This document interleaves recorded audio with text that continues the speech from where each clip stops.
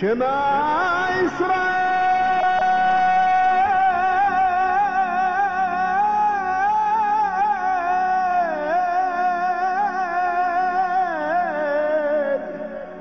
Adonai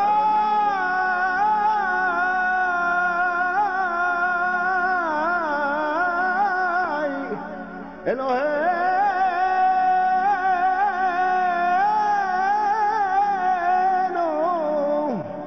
Adonai Echad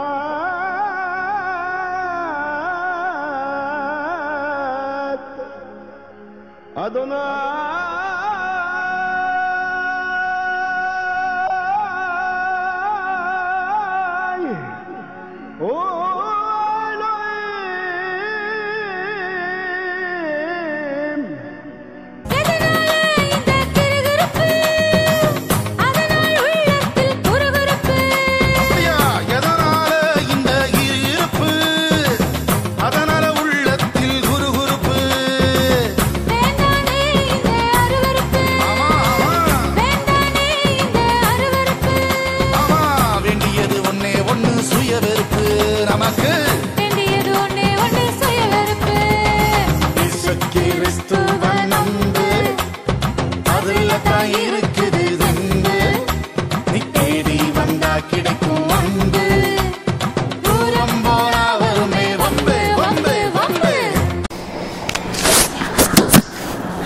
shalom, praise Lord.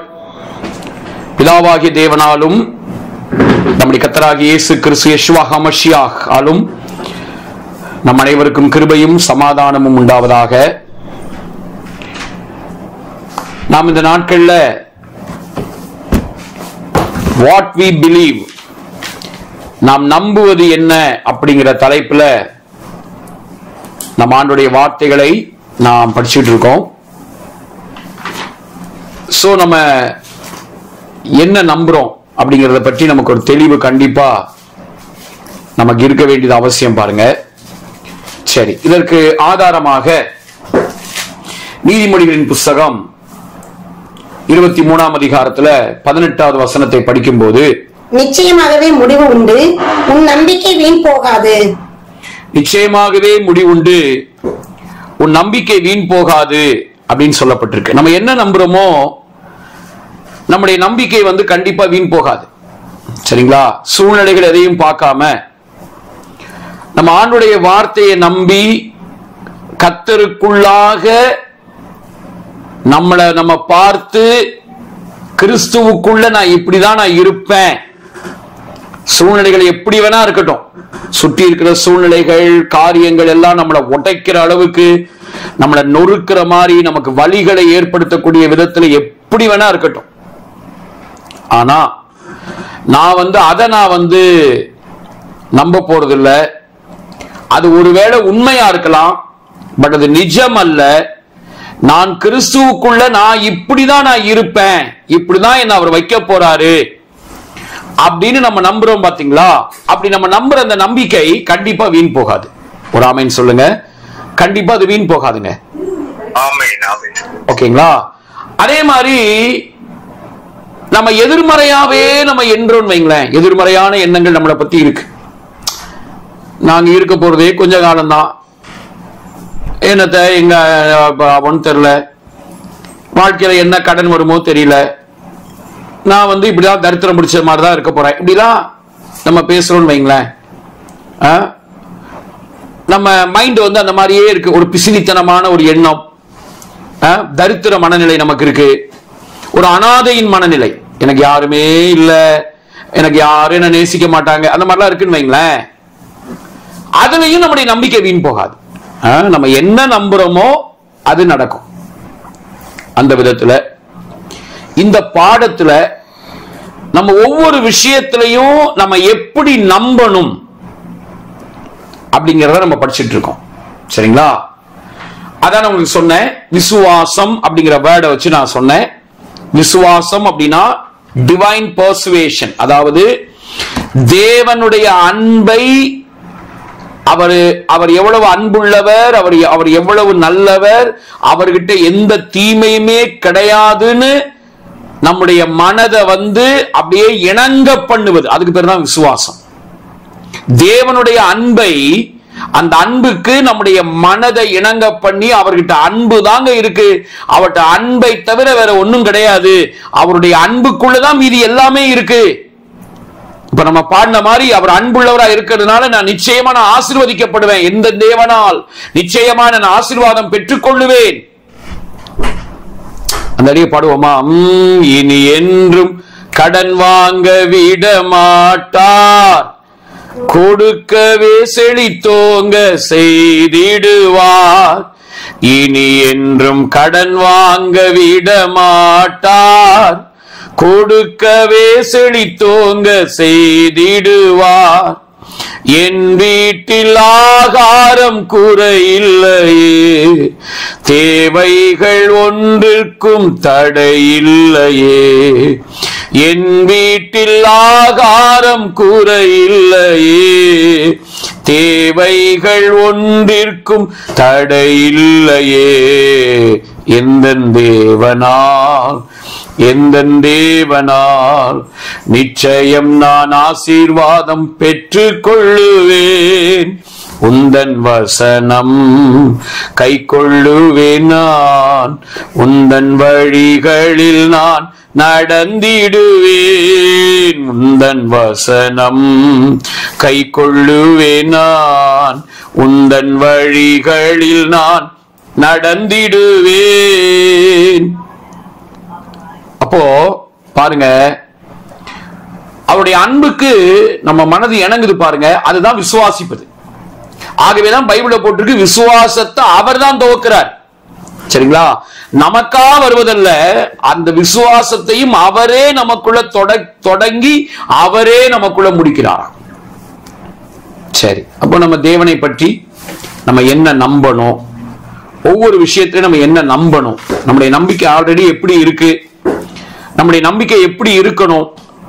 ஆதி அப்போஸ்தலர்கள் பவுல், பேதுரு இவங்கெல்லாம் இயேசு என்கிற கண்ணாடியை போட்டுக்கிட்டு அவருக்குள்ளாக எல்லாத்தையும் எப்படி நம்பினாங்க, எப்படி பார்த்தாங்க, அதே பார்வைக்குள்ளாக, அதாவது நம்முடைய லென்ஸ் எல்லாம் சரிப்படுத்துறது தான் இந்த வாட் வி பிலீவ், எதை நாம் நம்புகிறோம் அப்படிங்கிற மேட்டர்.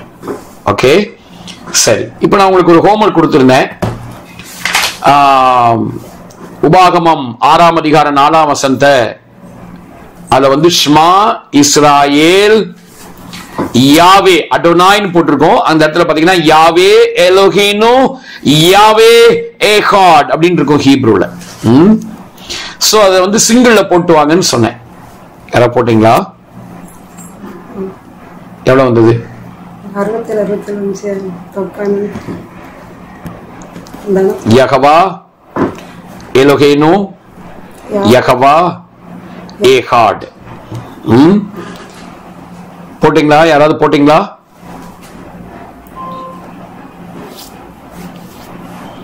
சொன்னதே மறந்துட்டீங்களா?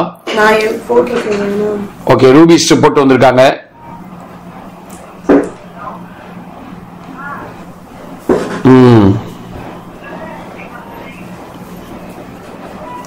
சரி, லெட்டர்ஸ் சொல்லுங்க சார். யகவா எலோஹினு யகவா ஏகாட்.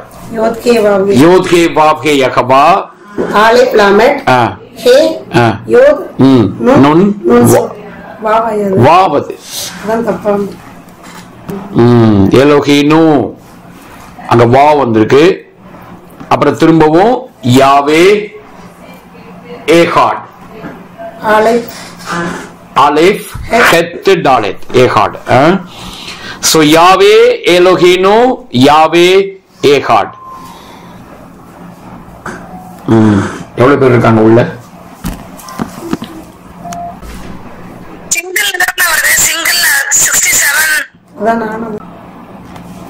நீங்க அந்த ஏலோஹேனு அங்க லெட்டர்ஸ் கரெக்டா பாத்தீங்களா? ஏலோஹேனுக்கு என்னென்ன லெட்டர்ஸ் வருதுன்னு பாத்தீங்களா? ஆலிஃப் லாமட் ஹே யோத் நுன் வாவ். ஆக்சுவலா அங்க வாவ் வருது. Wow wow.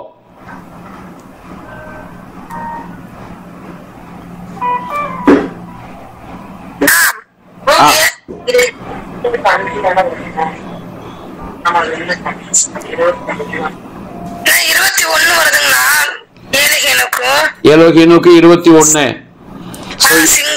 26, 26, 27 எவ்வளவு கூட்டுங்க? சாரி 26, 21.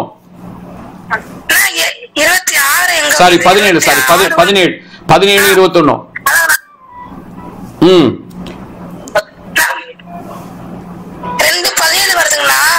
இல்ல இல்ல இல்ல நீங்க 17, 21 கூட்டுங்க லைனாவே. 17, ஓகே. 17, 17, 2 17 வருது 34. 21, 55. அடுத்து ஏகாடுக்கு 13, 68 வருது. 68 வருது. சரி, இப்ப நம்ம என்ன பார்க்கிறோம்? 68 வந்திருக்கு. யாவே ஏலோகீனோ யாவே ஏகாட் அப்படின்னு வந்திருக்கு. இல்ல என்ன நம்ம கண்டுபிடிக்க முடியுது? இஸ்ரவேலே கேள், உன் தேவனாகிய கர்த்தர் ஒருவரே கர்த்தர் நம்ம படிக்கிறோமே. அப்போ இந்த தேவனாகிய கர்த்தர் ஒருவரே கர்த்தர்னு சொல்லும் போது இந்த கர்த்தர் எப்படி வெளிப்படுறாரு? அவர் எப்படி தன்னை வெளிப்படுத்துகிறார்? யாராக வந்து தன்னை வெளிப்படுத்துகிறார்ங்கிறத நம்ம பார்க்க முடியும். கவனிங்க, இந்த 68 அப்படிங்கறத நீங்க வந்து நீங்க அதை வந்து எங்க நம்ம லிங்க் பண்ண முடியும்னா, இந்த பென்னுங்கிற வார்த்தை இருக்கு இல்லையா, குமாரன். பென்னுக்கு நீங்க ஆர்டினல் கார்டினல் போடுங்க. பென்னுடைய ஆர்டினல் வேல்யூ பெத் நுன் சோஃபித். பென்னுடைய ஆர்டினல் கார்டினல் போடுங்க. போட்டீங்கன்னா உங்களுக்கு அழகா தெரிஞ்சிடும்.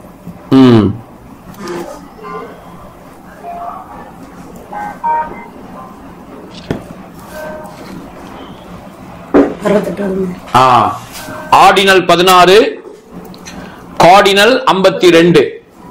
சோ 16 பிளஸ் 52 எவ்வளவு வருது? 68. சோ ஷ்மா இஸ்ராயேல் அடோனாய் எலோகேனோ அடோனாய் ஏகாட். தேவன் ஒருவரே. இந்த தேவன் ஒருவரே, அந்த ஒரு தேவன், அந்த தேவன் யாருக்குள்ள அவரை நம்ம முழுசா பார்க்க முடியும் அப்படின்னா, குமாரனாய் வெளிப்பட்ட நம்முடைய ஆண்டவர் யெஷுவா, நம்முடைய ஆண்டவர் இயேசுவுக்குள்ளாக தான் அவரை நம்ம வந்து முழுசா பார்க்க முடியும். தேவனை நம்ம அறியணும்னா யார் மூலமா தான் அறிய முடியும்னா, குமாரனாக வெளிப்பட்ட நம்முடைய ஆண்டவர் இயேசுவின் மூலமாக, யெஷுவாவின் மூலமாகத்தான் அவரை அறிய முடியும் அப்படிங்கிறத எபிரேய வேதாகமம் சாட்சி கொடுக்குதுங்க. அதுவும் 68, 68 வந்திருக்கிறது 2 சாட்சிகள், ஒரு சாட்சி கிடையாது. அங்க 2 சாட்சி இருக்கிறத பார்க்கிறோம். சரிங்களா? 2 சாட்சி, 2 சாட்சியும் சொல்லுது குமாரன் மூலமா தான் நம்ம ஆண்டவரை அறிந்து கொள்ள முடியும். யோவான் 5ஆம் அதிகாரம் 39, 40 வசனங்கள். யோவான் 5ல 39, 40 வசனத்தை படிக்க. வாக்கியங்களை ஆராய்ந்து பாருங்கள், அவைகளால் உங்களுக்கு நித்திய ஜீவன் உண்டென்று எண்ணுகிறீர்களே. என்னை குறித்து சாட்சி கொடுக்கிறவைகளும் அவைகளே. அப்படி இருந்தும் உங்களுக்கு ஜீவன் உண்டாகும்படி என்னிடத்தில் வர உங்களுக்கு மனதில்லை. வேத வாக்கியங்களை ஆராய்ஞ்சு பாருங்க, அவைகள் என்னை குறித்து சாட்சி கொடுக்குது. அப்படி சாட்சி கொடுத்தாலும் நான் தான் தேவனை வெளிப்படுத்துறவர்னு வேதம் சொன்னாலும் கூட அந்த பரிசேயரை பார்த்து சொல்றாரு, நீங்க என்கிட்ட வர்றதுக்கு உங்களுக்கு மனசு இல்ல. நீங்க மோசையை நம்புறீங்க, ஆபிரகாம நம்புறீங்க, எலியாவை நம்புறீங்க. ஆனா அவங்களுக்கெல்லாம் கடவுளை பற்றி கொஞ்சம் தான் தெரியும். ஆமென். ஓரளவுக்கு தான் தெரியும். இயேசு சொல்றாரு, எனக்கு தெரிஞ்ச மாதிரி அவங்க யாருக்கும் தெரியாதுங்க. தெரியுமா? அவங்களுக்கு தெரியும், கொஞ்சம் கொஞ்சம் தான் தெரியும். ஓகே, கொஞ்சம் கொஞ்சம் தான் தெரியும். ஆனா கடவுள் யாரு, பிதா யாரு, இந்த ஒரே தேவன் யார், தேவன் எப்படி இருக்கிறார், அவருடைய இருதயம் என்ன அப்படிங்கிறது எனக்கு மட்டும்தான் தெரியும்னு சொல்றாரு நம்முடைய ஆண்டவர் யெஷுவா. அது எனக்கு மட்டும்தான் தெரியும். அதான் என்கிட்ட வாங்க அப்படின்னு கூப்பிடுறாரு. யோவான் 1:18 நம்ம அதை படிக்க முடியும். இல்லையா? யோவான் 1ஆம் அதிகாரம். ஒருவனும் ஒரு காலம் கண்டதில்லை, பிதாவின் மடியில் இருக்கிற ஒரே பேரான குமாரனே அவரை வெளிப்படுத்தினார். யோவான் 8:51 அங்க படிக்கிறோம். அவரே சொல்றாரு, உங்களை யாருக்கும் தேவன் எப்படி இருப்பாருன்னு உங்களுக்கு தெரியாது. உங்களை யாரும் ஒருவனும் ஒரு காலம் அவரை கண்டதில்லை. 51 யோவான் 8. ஒருவன் என் வார்த்தையை கை கொண்டால் அவன் என்றென்றைக்கும் மரணத்தை காண்பதில்லை என்று மெய்யாகவே மெய்யாகவே உங்களுக்கு சொல்லுகிறேன் என்றார். பாருங்க, அங்க போட்டிருக்கு பாருங்க, பிதாவை நான் பார்த்த மாதிரி நீங்க யாருமே பார்க்கலன்னு அவரே சொல்வார். உங்களுக்கு இந்த பிதாவோ உங்களுக்கு தெரியாது, பிதாவை பத்தி நீங்க ஒருத்தரும் உங்களுக்கு யாருக்கும் தெரியாது, என்ன தவிர பிதாவை உங்களுக்கு யாருக்குமே தெரியாதுன்னு ஓப்பனாவே நம்முடைய ஆண்டவர் யெஷுவா சொல்லுவார். இயேசு சொல்றதை நம்ம பார்க்க முடியும். So brothers and sisters, இந்த ஒரே தேவனை நம்ம யாருக்குள்ள பார்க்க முடியும்? நம்முடைய ஆண்டவர் இயேசுவுக்குள். அப்ப பழைய ஏற்பாட்டுல மோசே சொன்னது, ஆபிரகாம் சொன்னது, தாவீது சொன்னது, எலியா சொன்னதெல்லாம் என்ன ஆச்சுன்னா, அதெல்லாம் இயேசுங்கிற இந்த நபருக்குள்ள நம்ம போட்டு பொருத்தி பார்த்து அதுல இருந்து நமக்கு என்ன விளங்குதோ அதை தான் நம்ம எடுக்கணும். ஓகேங்களா? சோ இயேசு என்கிற அவருக்குள் தான் தேவனை நம்ம முழுசா அறிய முடியும். கொலோசியர் 2:9 நம்ம அதை பார்க்க முடியும். பாருங்க, அழகா இந்த யாவே எலோஹீனு யாவே ஏகாட், அதுக்குள்ள அழகா 68 வந்திருக்கு. குமாரனை நம்ம பார்க்கிறோம், பென்னை பார்க்கிறோம். பென் மூலமா தான் கடவுளை நம்ம முழுசா நம்ம அறிய முடியும். அவர் மூலமா தான், அவர் தான் தேவனை வெளிப்படுத்த வந்தவர். இந்த உலகத்துக்கு ஆண்டவர் எப்படி இருக்கிறாரு, நீங்க நினைச்சிட்டு இருக்கிற மாதிரிலாம் அப்படி கிடையாது. அவருடைய இருதயம் எவ்வளவு இலகுன இருதயங்கிறத காண்பிக்கும்படியாக அவர் தாங்க வந்தாரு, அவர் தான் அதை வெளிப்படுத்தினார். படிங்க கொலோசியர் 2:9. ஏனென்றால் தேவத்துவத்தின் பரிபூரணம் எல்லாம் சரீர பிரகாரமாக அவருக்குள் வாசமாய் இருக்கிறது. தேவத்துவத்தின் பரிபூரணம் எல்லாம் சரீர பிரகாரமாக அவருக்குள் வாசமாய் இருக்கிறதுன்னு நம்ம படிக்கிறோம். சரிங்களா? சோ எல்லாமே அவருக்குள்ளதான் இருக்கு. லூக்கா 24:44 நம்முடைய ஆண்டவர் யெஷுவா உயிர் தெழுந்தப்ப அவங்களுக்கு சொல்றாரு, இந்த வேத வாக்கியங்கள் எல்லாமே என்னதான் பாயிண்ட் பண்ணுது, என்னதான் குறிக்குது, தேவத்துவம் எல்லாமே எனக்குள்ளதான் இருக்குதுன்னு வேதம் சொல்லுதுப்பா அப்படின்னு அவர் தெளிவா சொல்றாரு. அவர்களை நோக்கி, மோசேயின் நியாயப்பிரமாணத்திலும் தீர்க்கதரிசிகளின் ஆகமங்களிலும் சங்கீதங்களிலும் என்னை குறித்து எழுதியிருக்கிறவர்கள் எல்லாம் நிறைவேற வேண்டியதென்று நான் உங்களோடு இருந்த போது உங்களுக்கு சொல்லிக் கொண்டு வந்த விசேஷங்கள் இவைகளே என்றார். சோ தேவத்துவத்தின் பரிபூர்ணம் எல்லாம் அவருக்குள்ளதான் இருக்கு. இததான் ஆதி ஆகமத்திலிருந்து உபாகம வரைக்கும் இருக்கிற இந்த 5 ஆகமங்கள், தோரா, சங்கீதங்கள், தீர்க்கதரிசனங்கள், தனாக், தோரா, நெபியும், கெத்துபும் எல்லாமே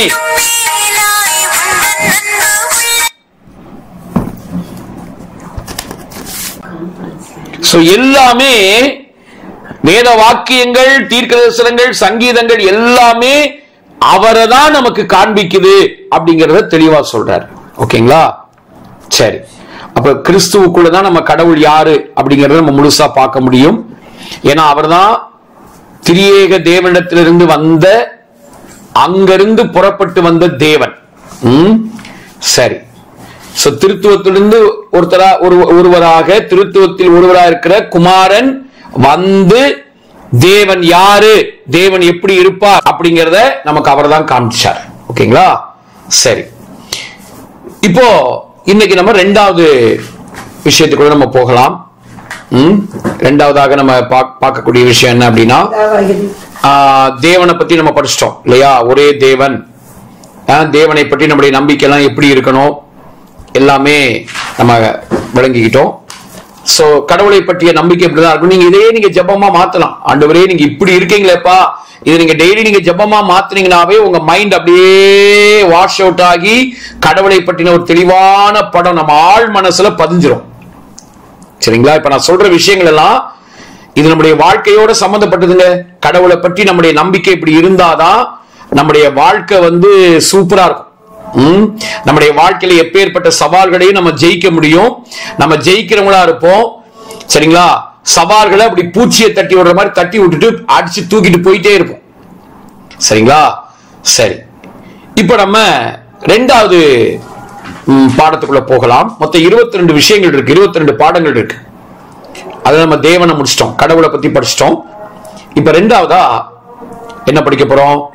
பிதாவாகிய தேவன். பிதாவாகிய தேவனை பற்றி நம்ம அப்பா திருத்துவத்துல பிதா குமாரன் பரிசுத்தாவியானவர்ல நம்ம இப்போ பிதாவை பற்றி படிக்க போறோம். நம்ம அப்பா எப்படி இருக்காரு, அவரை பத்தி நம்ம என்ன நம்பணும்.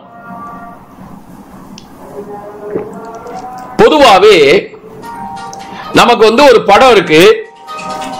பழைய ஏற்பாட்டுல பிதா எரிச்சலா இருந்தாரு. ஏன்னா யாத்திராகமம் 20ஆம் அதிகாரத்துல அப்படியே ஒரு வசனம் இருக்கு.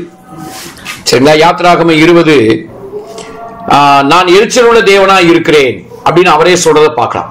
எத்தனாம் வசனம் பாருங்க, யாத்திராகமம் 20ல அந்த கட்டளைகள் அப்படியே சொல்லிட்டே வரும்போதே அவர் அப்படி சொல்றதை நம்ம பார்க்க முடியும். அவர் எரிச்சல் உள்ளவர் அப்படின்னு அங்க இருக்கிறதுனால நமக்கு ஒரு படம் இருக்கு. பழைய ஏற்பாட்டுல பிதா எரிச்சலா தான் இருப்பாரு. ஏன்னா அவர் இறங்கும் போது பயங்கரமா இடி முழக்கம், மின்னல் எல்லாமே உண்டாகுது. 5ஆம் வசனம் படிங்க. நீ அவைகளை நமஸ்கரிக்கவும் சேவிக்கவும் வேண்டாம். உன் தேவனாகிய கர்த்தராய் இருக்கிற நான் எரிச்சலுள்ள தேவனாய் இருந்து என்னை பகைக்கிறவர்களை குறித்து பிதாக்களுடைய அக்கிரமத்தை பிள்ளைகளிடத்தில் 3ஆம் 4ஆம் தலைமுறை மட்டும் விசாரிக்கிறவராய் இருக்கிறேன். சோ எரிச்சல் உள்ளவர் அப்படின்னு இருக்கிறதுனால பிதா பழைய ஏற்பாட்டுல எரிச்சலா இருப்பாரு. புதிய ஏற்பாட்டுல ஆண்டவர் இயேசுவின் மேல அவருக்கு இருந்த எல்லா எரிச்சலினுடைய எல்லா எரிச்சல் எல்லாம் அந்த எரிச்சல் எல்லாத்தையும் அவர் மேல சிலுவையில போட்டு அவரை தாக்குன்னு தாக்கி அவரை அடின்னு அடிச்சு கோபம் எல்லாம் ஆறிடுச்சு. இப்ப அவர் அன்பா இருக்காரு. எத்தனை பேர் ஆமேன்? பழைய ஏற்பாட்டுல பிதா எரிச்சலா இருக்காரு. அந்த எரிச்சல் எல்லாத்தையும் என்ன பண்ணிட்டாரு? குமாரன்ட்ட காமிச்சிட்டார், நம்மகிட்ட காட்டாம.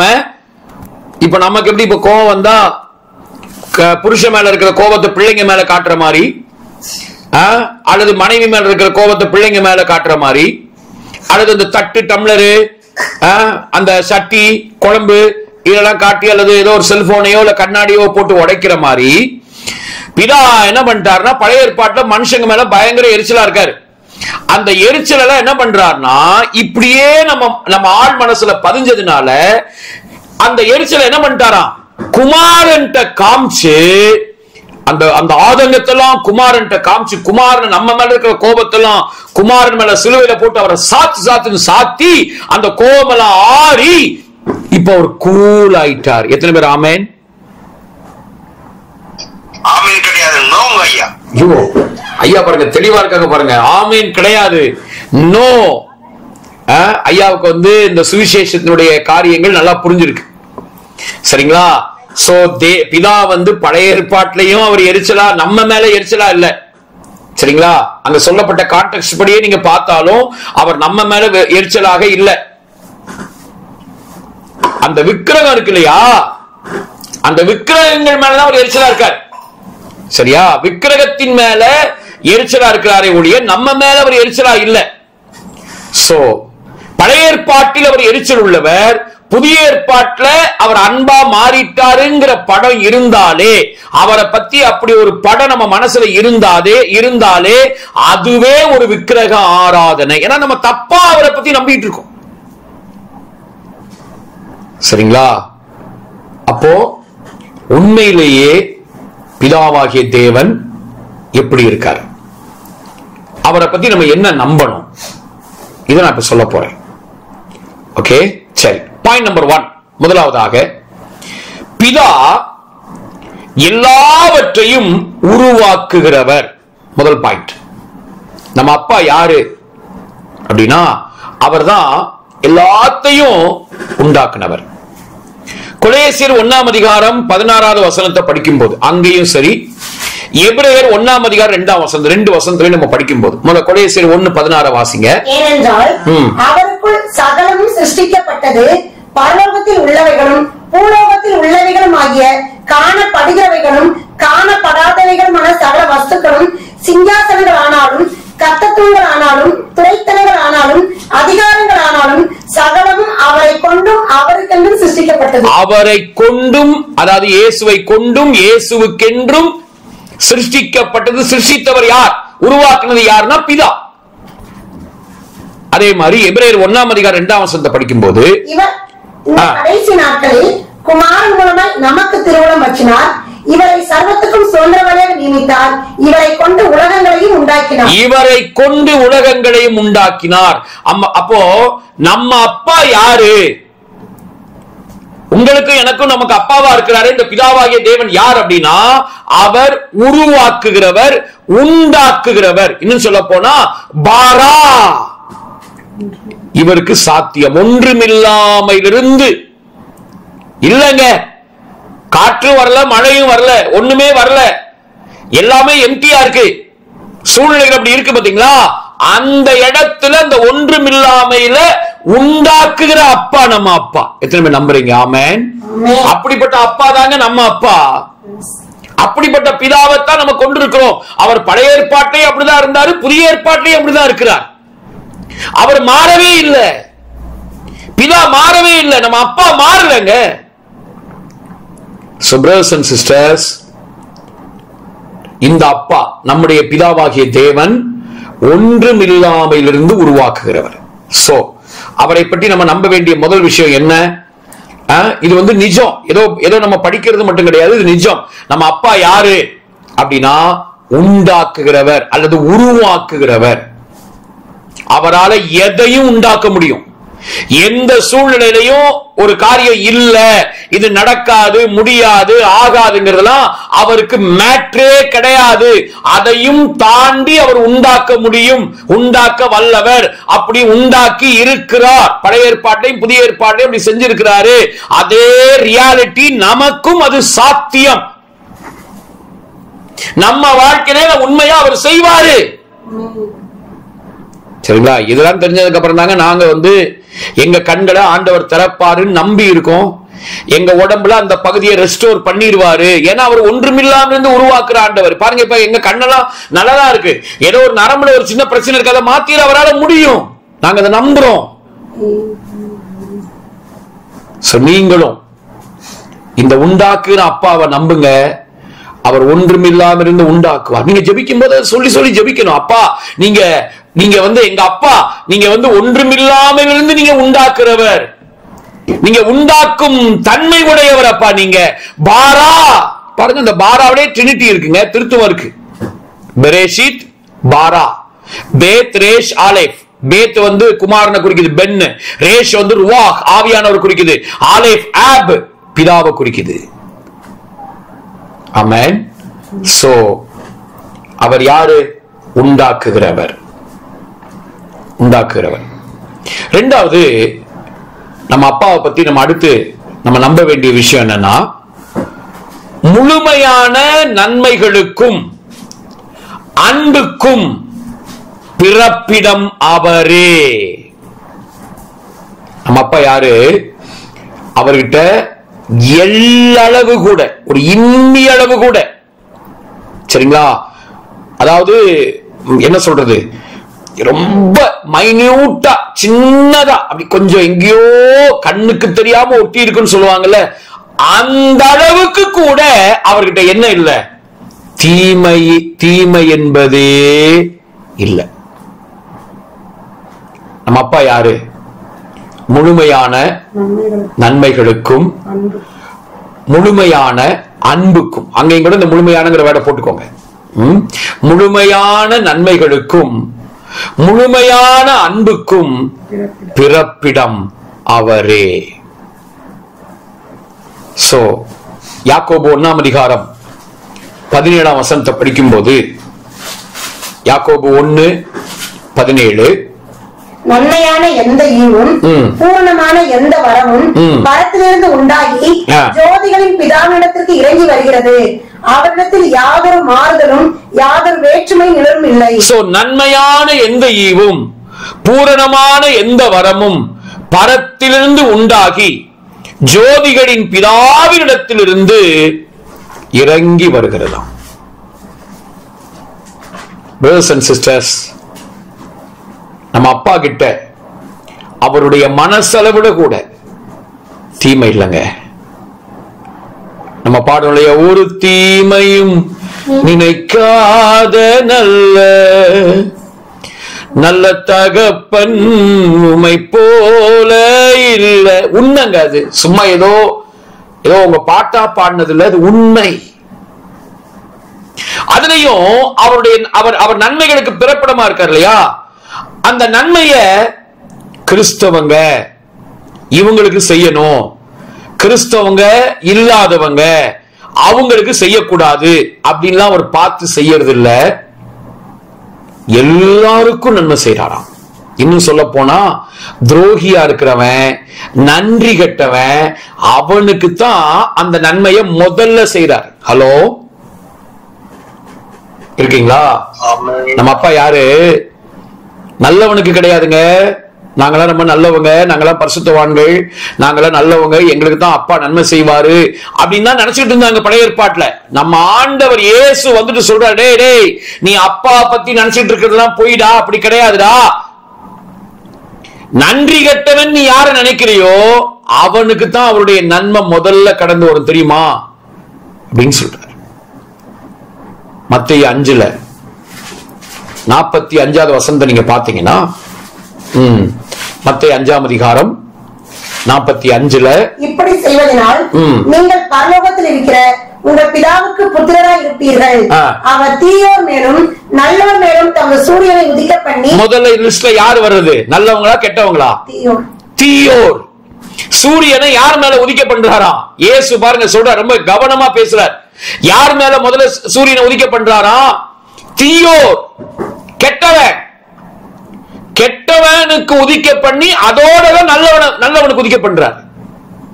அப்ப அவருடைய பார்வை முதல்ல யார் மேல படுதுன்னா கெட்டவன் மேல அப்பாவுடைய பார்வை.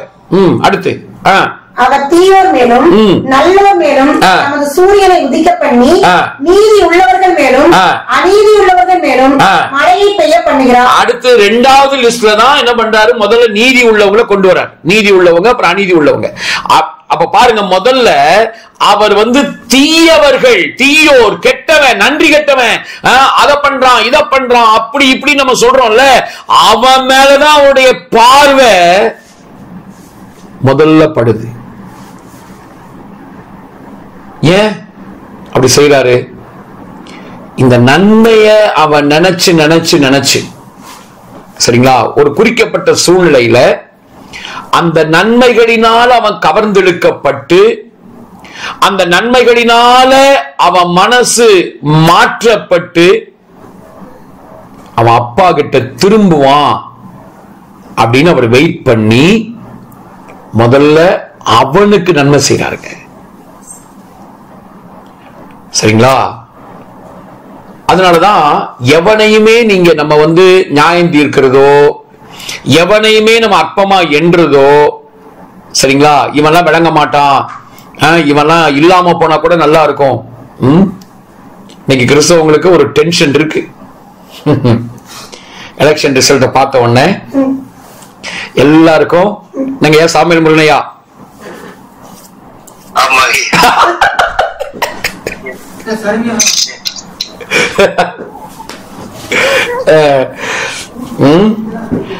ஆண்டவர் நல்ல விதமா தான் செஞ்சிருக்காரு. அவரு ரொம்ப ஞானமா, சரிங்களா, தம்முடைய பிள்ளைங்களுடைய ஜெபத்தையும் அவர் கேட்காம இல்ல, பிள்ளைங்க ஜெபத்தையும் தான் கேட்டிருக்காரு. கேட்டுட்டு ஆனா ரொம்ப ஞானமா அவர் செயல்பட்டு இருக்கிறத நம்ம பார்க்கிறோம்.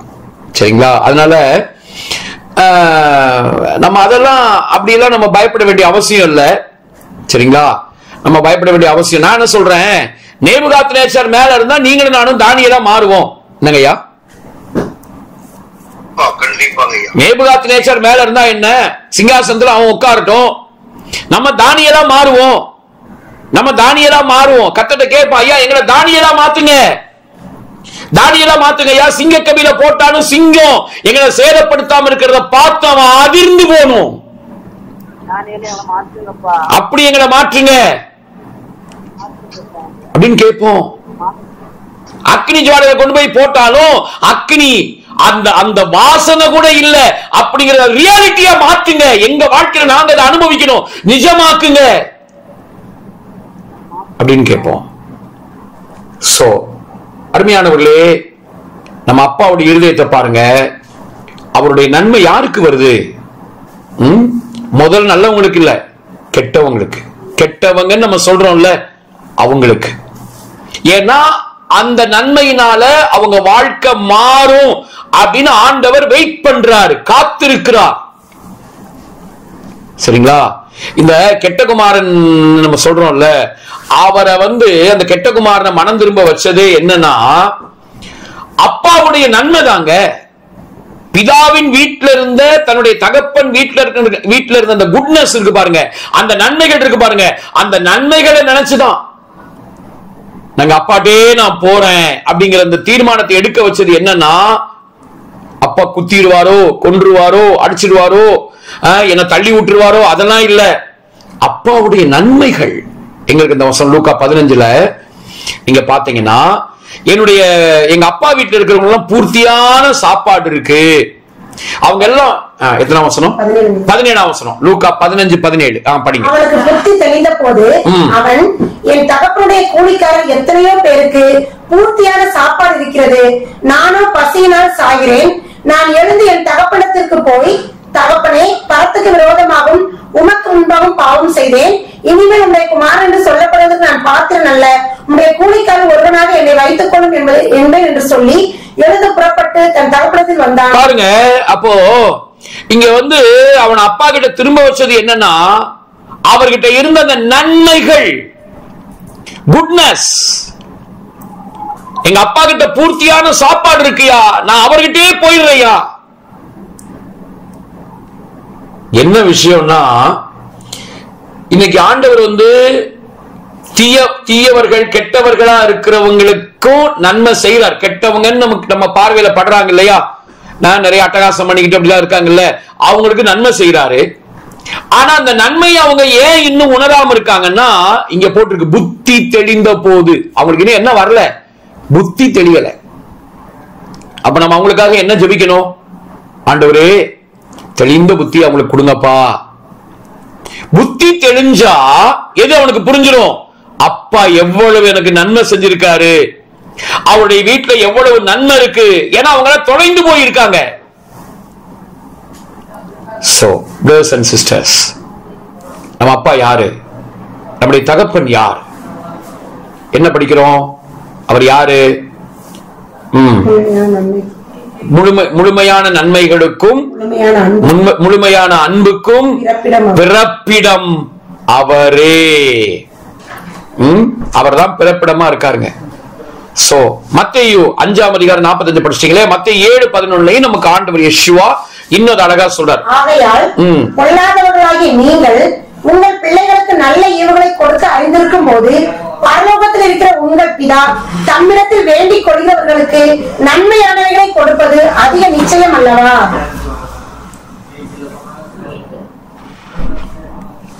பொல்லாதவர்களே பிள்ளைங்களுக்கு நல்ல நல்ல ஈவுகளை கொடுக்க அறிஞ்சிருக்கும் போது, பரமபிதா நன்மையானவை கொடுப்பது அதிக நிச்சயம் அல்லவா?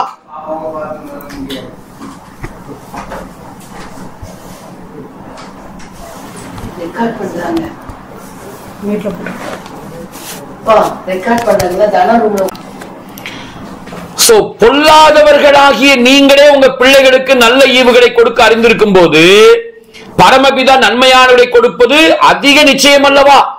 அதனால நம்ம சொல்றோம், நம்முடைய வியாதி, தரித்திரம், நம்ம கடந்து போற அந்த எதிர்மறையான சூழ்நிலைகளுக்கு ஒருபோதும் நம்ம அப்பா காரணர் இல்ல. ஏன்னா நீயே உன் பிள்ளைக்கு அப்படி செய்ய மாட்டேயே. யெஷுவா கேட்கிறாருங்க, நீ உன் பிள்ளைக்கு அப்படி செய்வியா?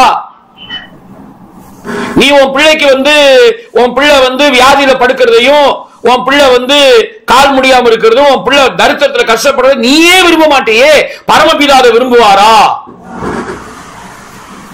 அப்போ நம்ம என்ன நினைக்கிறோம்? அநேக நேரங்கள்ல நம்முடைய வியாதி, நம்முடைய தரித்திரம், இல்ல நம்ம வாழ்க்கையில வரக்கூடிய பிரச்சனைகளுக்கு அப்பா காரணர், அவர் எதுக்கோ இதை அனுமதிக்கிறாருன்னு நம்ம நம்புறதுனாலதான் அந்த வியாதிகள், பிரச்சனைகள் நம்ம விடுதலையை பெற்றுக் கொள்ளாம இருக்கிறோம்.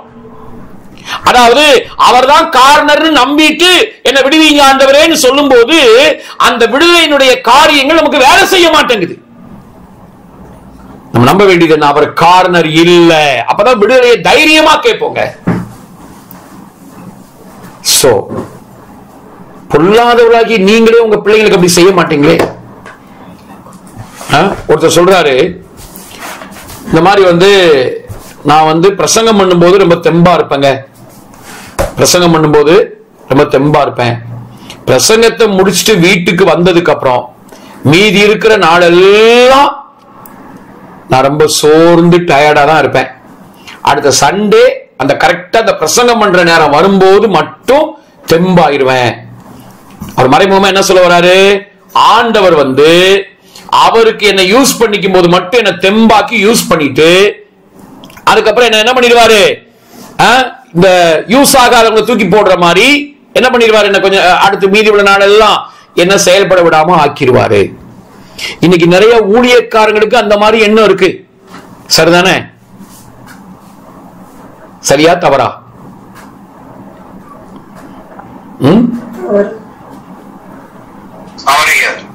தவறு.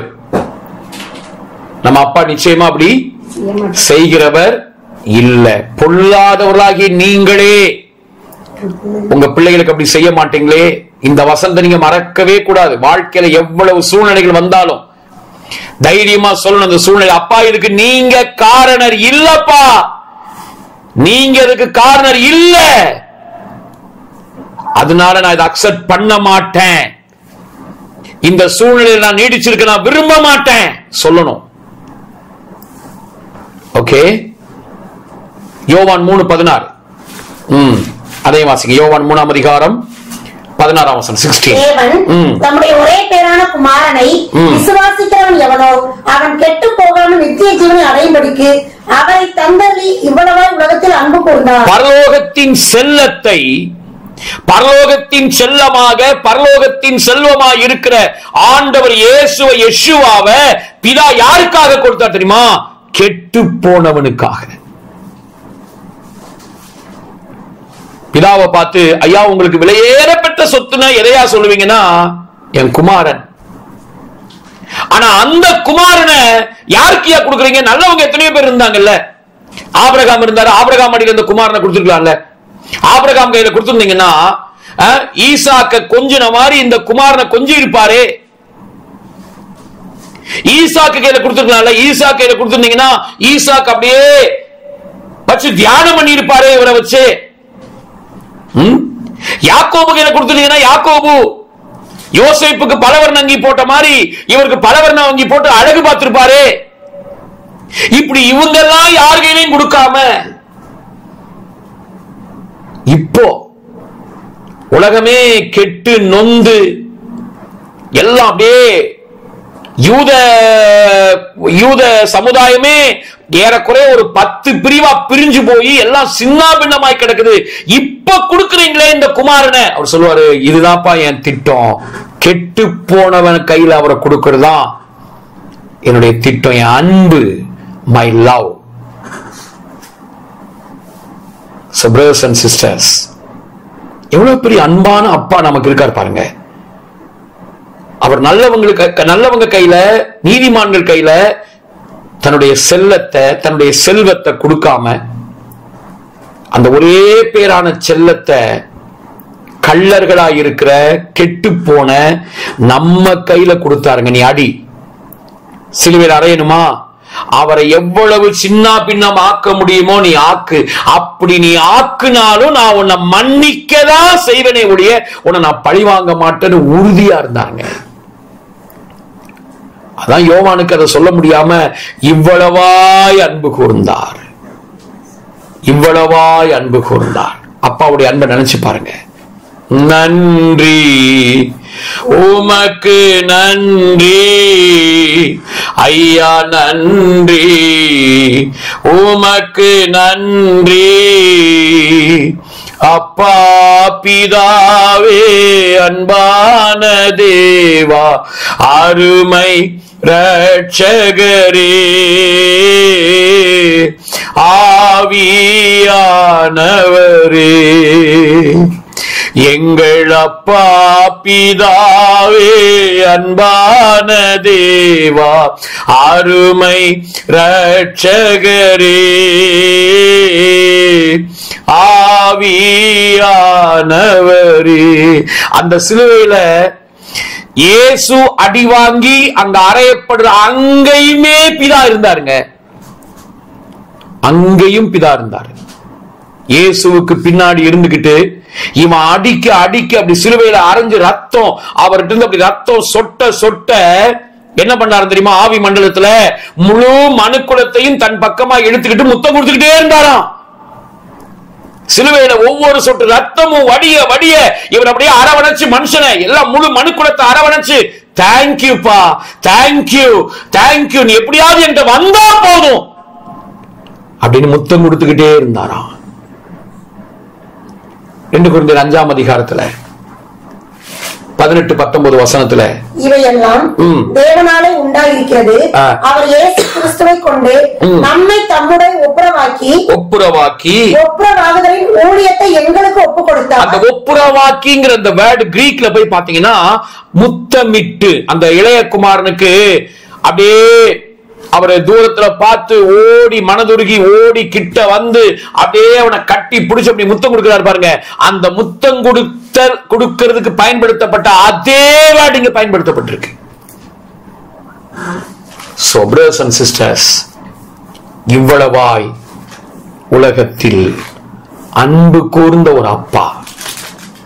1 யோவான் 4ஆம் அதிகாரத்துல 8-9 வசனம் நம்ம அடிக்கடி படிக்கிற வசனம். ஆனாலும் அதை படிக்காம இருக்க முடியாது. அன்பில்லாதவன் தேவனை அறியான். தேவன் அன்பாகவே இருக்கிறார். தம்முடைய ஒரே பேரான குமாரனாலே நாம் பிழைக்கும்படிக்கு தேவன் அவரை உலகத்திலே அனுப்பினதினால் தேவன் நம்மேல் வைத்த அன்பு வெளிப்பட்டது. நம்மேல் வைத்த அன்பு வெளிப்பட்டதா.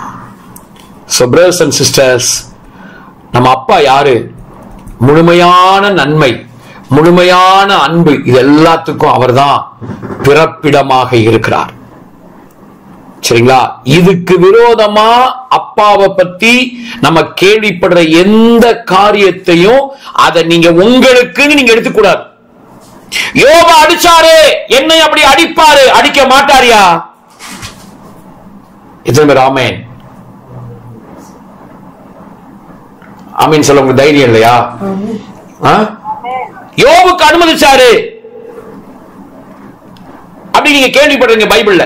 அப்ப நீங்க தைரியமா சொல்லணும், இவ்வளவு அன்பான அப்பா எனக்கு யோபுக்கு அனுமதிச்ச மாதிரி அனுமதிக்க மாட்டார். தைரியமா சொல்லணும். உடன்படிக்கை பெட்டிய கொண்டு போகும்போது அவன் தொட்டான், கர்த்தர் அடித்தார், செத்தான். அவன் அடிச்சாரு, செத்தாரு நீங்க கேள்விப்படும் போது நீங்க சொல்லணும், என்ன அவர் அடிக்கவும் மாட்டாரு, நான் சாகவும் மாட்டேயா.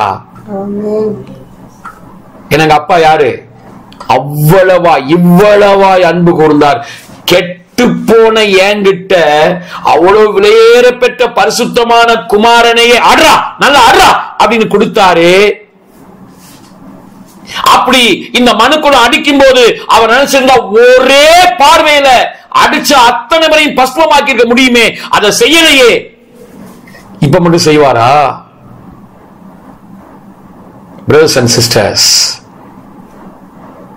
கெட்டு போன நிலைமையில் இருக்கிற நம்ம யாருமே கெட்டு போயிடக்கூடாது, அந்த கெட்டு போன நிலைமையில நீடித்து இருக்க கூடாதுங்கிறதுக்காக தான் நம்ம எல்லாம் அந்த நித்திய ஜீவனை பெறணுங்கிறதுக்காக தான் குமாரனை கொடுத்தார். சோ இந்த தேவ பயம் அப்படின்னு சொல்றோம் இல்லையா, நேற்றுக்கு நம்ம அதை பேசணும். தேவ பயம் அப்படின்னு சொல்லும் போது ஐயோ கர்த்தர் அடிப்பாரு குத்துவாரு, அது கிடையாது. கர்த்தருடைய ஆச்சரியமான செயல்களை கண்டு நம்ம அப்படியே வியந்து போறோம் பாருங்க, அதுதான் கர்த்தருக்கு பயப்படுற பயம். எவ்வளவு பயங்கரமான தெய்வம் பா அவரு, எவ்வளவு ஆச்சரியமான காரியத்தை வாழ்க்கையில செய்யறார் தெரியுமா? ஒவ்வொரு சூழ்நிலையிலையும் இது நடக்குமா, முடியுமா, ஆகுமா, இப்படி எல்லாம் நடக்க வாய்ப்பு இருக்கா, நான் இந்த அளவுக்கெல்லாம் எனக்கு வர்றதுக்கு நினைச்சு கூட பார்க்க முடியாதுங்க, ஆனா என்னை இவ்வளவா கொண்டு வந்திருக்காரு, எவ்வளவு பெரிய தெய்வம், அவருடைய செயல்களில் எவ்வளவு மகத்துவமானவர் கண்டு நம்ம அப்படியே வியந்து போறோம் பாருங்க, அதுதான் கர்த்தருக்கு பயப்படுற பயம். சரிங்களா? சோ பிரதர்ஸ் அண்ட் சிஸ்டர்ஸ், அந்த பயம் தான் நமக்கு இருக்கணும். அந்த பயம் தான் ஞானத்தின் ஆரம்பம். புரியுதா? தேவன் அடிப்பாரு, குத்துவாரு, பைபிள் படிக்கலன்னா இன்னைக்கு ஆக்சிடென்ட் ஆயிரும், பைபிள் படிக்கலன்னா கல்லு கால்ல தட்டிரும், பைபிள் படிக்கலன்னா ஃபெயில் ஆயிருவேன், பைபிள் படிக்கலன்னா எனக்கு வேலை சக்சஸா இருக்காது, ஜெபம் பண்ணல இன்னைக்கு ஒரு மணி நேரம் ஜெபம் பண்றது, ஒரு அரை மணி நேரம் தான் ஜெபம் பண்ணிருக்கேன், எனக்கு நாளே நல்லா இருக்காது அப்படின்லாம் நீங்க நினைச்சு அப்படி நீங்க பயந்து, ஏன்னா அவர் அப்படி ஆக்கி விட்டுருவாரு, நாளை நல்லா இல்லாம ஆக்கிடுவாரு அப்படி நீங்க நினைச்சிட்டு அப்படி இருக்கிறீங்க பாருங்க. அந்த பயம் அல்ல. கர்த்தருக்கு பயப்படுகிற பயம் ஞானத்தின் ஆரம்பம். அப்படின்னா அது எந்த பயம்? அவருடைய மகத்துவமான செயல்களில் நம்ம அதை பார்த்து அப்படியே வியந்து ஆச்சரியப்படுறோம் பாருங்க. வாவ், எவ்வளவு பெரிய தெய்வம், எவ்வளவு மகத்துவமான கிரியை செய்யறாரு, இந்த தெய்வம் எனக்கு அப்பாவா இருக்காரு, அதை நினைச்சு நம்ம ஆச்சரியப்படுறோம் பாருங்க. அதுதான் கர்த்தருக்கு பயப்படுற பயம். ஓகே, சோ பிதாவை பற்றி நம்ம படிக்கிற இரண்டாவது விஷயம் இது. சரி, மூணாவது, நம்ம அப்பா யாரு, அவரை பத்தி நம்ம எப்படி நம்பணும்? மூணாவது நோட் பண்ணிக்கோங்க. மூணாவது பாயிண்ட், வேற்றுமையின் நிழல் என்பது அவரிடத்தில் இல்லவே இல்லை. அவர்கிட்ட வேற்றுமையின் நிழலே கிடையாதாம். வேற்றுமை இல்லைங்கிறது வேறங்க, ஆனா அந்த வேற்றுமையினுடைய அந்த ஷேடோ, அந்த நிழல் கூட அவர்கிட்ட கிடையாதுங்க. அப்படிப்பட்ட அப்பாங்க நம்ம அப்பா. யாக்கோபு 1:17. நன்மையான எந்த ஈவும் பூர்ணமான எந்த வரமும் பரத்திலிருந்து உண்டாகி ஜோதிகளின் பிதாவினிடத்திலிருந்து இறங்கி வருகிறது. அவரிடத்தில் யாதொரு மாறுதலும் யாதொரு வேற்றுமையின் நிழலும் இல்லை. வேற்றுமையின் நிழல் கூட இல்ல. இங்க நான் ஒரு விஷயத்தை நான் பதிவு செய்யறேன். ஆண்டவர், அதாவது சிலுவைக்கு முன்னாடி, சரிங்களா, அவர் வார்த்தையா இருந்தவர் மாம்சமாகிறதுக்கு முன்னாடி அவர் யூதர்களுக்காக அவர் நிறைய இஸ்ரவேல் மக்களுக்காக நிறைய காரியங்கள் செஞ்சாரு. நிறைய உலகத்துல மற்ற எல்லாரை விட விசேஷமான காரியங்களை யூதர்களுக்கு செஞ்சார், இஸ்ரவேல் மக்களுக்கு பண்ணார். சரிங்களா? ஆனா அப்படி அவர் செய்யும் போதுமே நீங்க ஏசாயெல்லாம் படிச்சீங்கன்னா அப்படி செஞ்சுக்கிட்டே இருக்கும் போது திடீர்னு சொல்லுவாரு, ஏய் நீ மட்டும் இல்லடா, எகிப்தியனு என் பிள்ளைதான், அசீரியனே என்னுடைய பிள்ளைதான் அப்படிதான் சொல்லுவார். வசனம் இருக்கு அதுக்கெல்லாம். எகிப்தியனும் என்னுடைய குமாரன் தான், அசீரியனும் என்னுடைய குமாரன் தான் அப்படின்னு சொல்றதை நீங்க பார்க்க முடியும். அதாவது அவருடைய இருதயத்தில் இருக்கிற அந்த வேற்றுமையின் நிழல் இல்லாத தன்மை அங்கங்க அப்படி கசியறதை நீங்க பார்க்க முடியும். ஆனால் சிலுவைக்கு அப்புறம், ஓகே, இயேசு மரித்து உயிர்த்தெழுந்ததுக்கு அப்புறம் இப்போ யூதர்களுக்கு ஆண்டவர் தனி கேர் கொடுத்து, என்னதான் இருந்தாலும் நம்ம எல்லாம் புறஜாதிகள், நம்மள செகண்டரியா தான் வச்சிருக்காரு, யூதர்களை தான் ரொம்ப ஸ்பெஷலா பாக்குறாரு அப்படிங்கிற மைண்ட் செட்டப் உங்களுக்கு இருந்துச்சுன்னா இப்பவே அதை தூக்கி குப்பை தொட்டியில போட்டுருங்க. அந்த மாதிரி யாராவது பிரசங்கம் பண்றானுங்கன்னு வைங்க, கடைசி காலத்தின் செய்திகள், கடைசி கால அடையாளம், இயேசுவின் வருகையை பத்தி நாங்க பிரசங்கம் பண்றோம், என்னதான் இருந்தாலும் ஆண்டவர் ஆபிரகாமுக்கு கொடுத்த வாக்கு தத்தத்தின்படி இன்னைக்கு என்னதான் இருந்தாலும் யூதர்களை கொஞ்சம் விசேஷமா அவர் பார்த்துக்கிட்டு இருக்காரு அப்படின்னு யாராவது பிரசங்கம் பண்ணா அந்த பிரசங்கத்தையும் தூக்கி குப்பை தொட்டியில போட்டுருங்க. எத்தனை பேர் ஆமென்?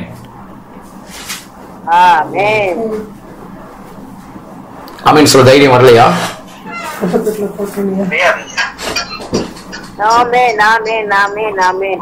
ஓகே, ஏன்னா இங்க தெளிவா போட்டிருக்கு, அந்த வேற்றுமையின் நிழல் இல்ல.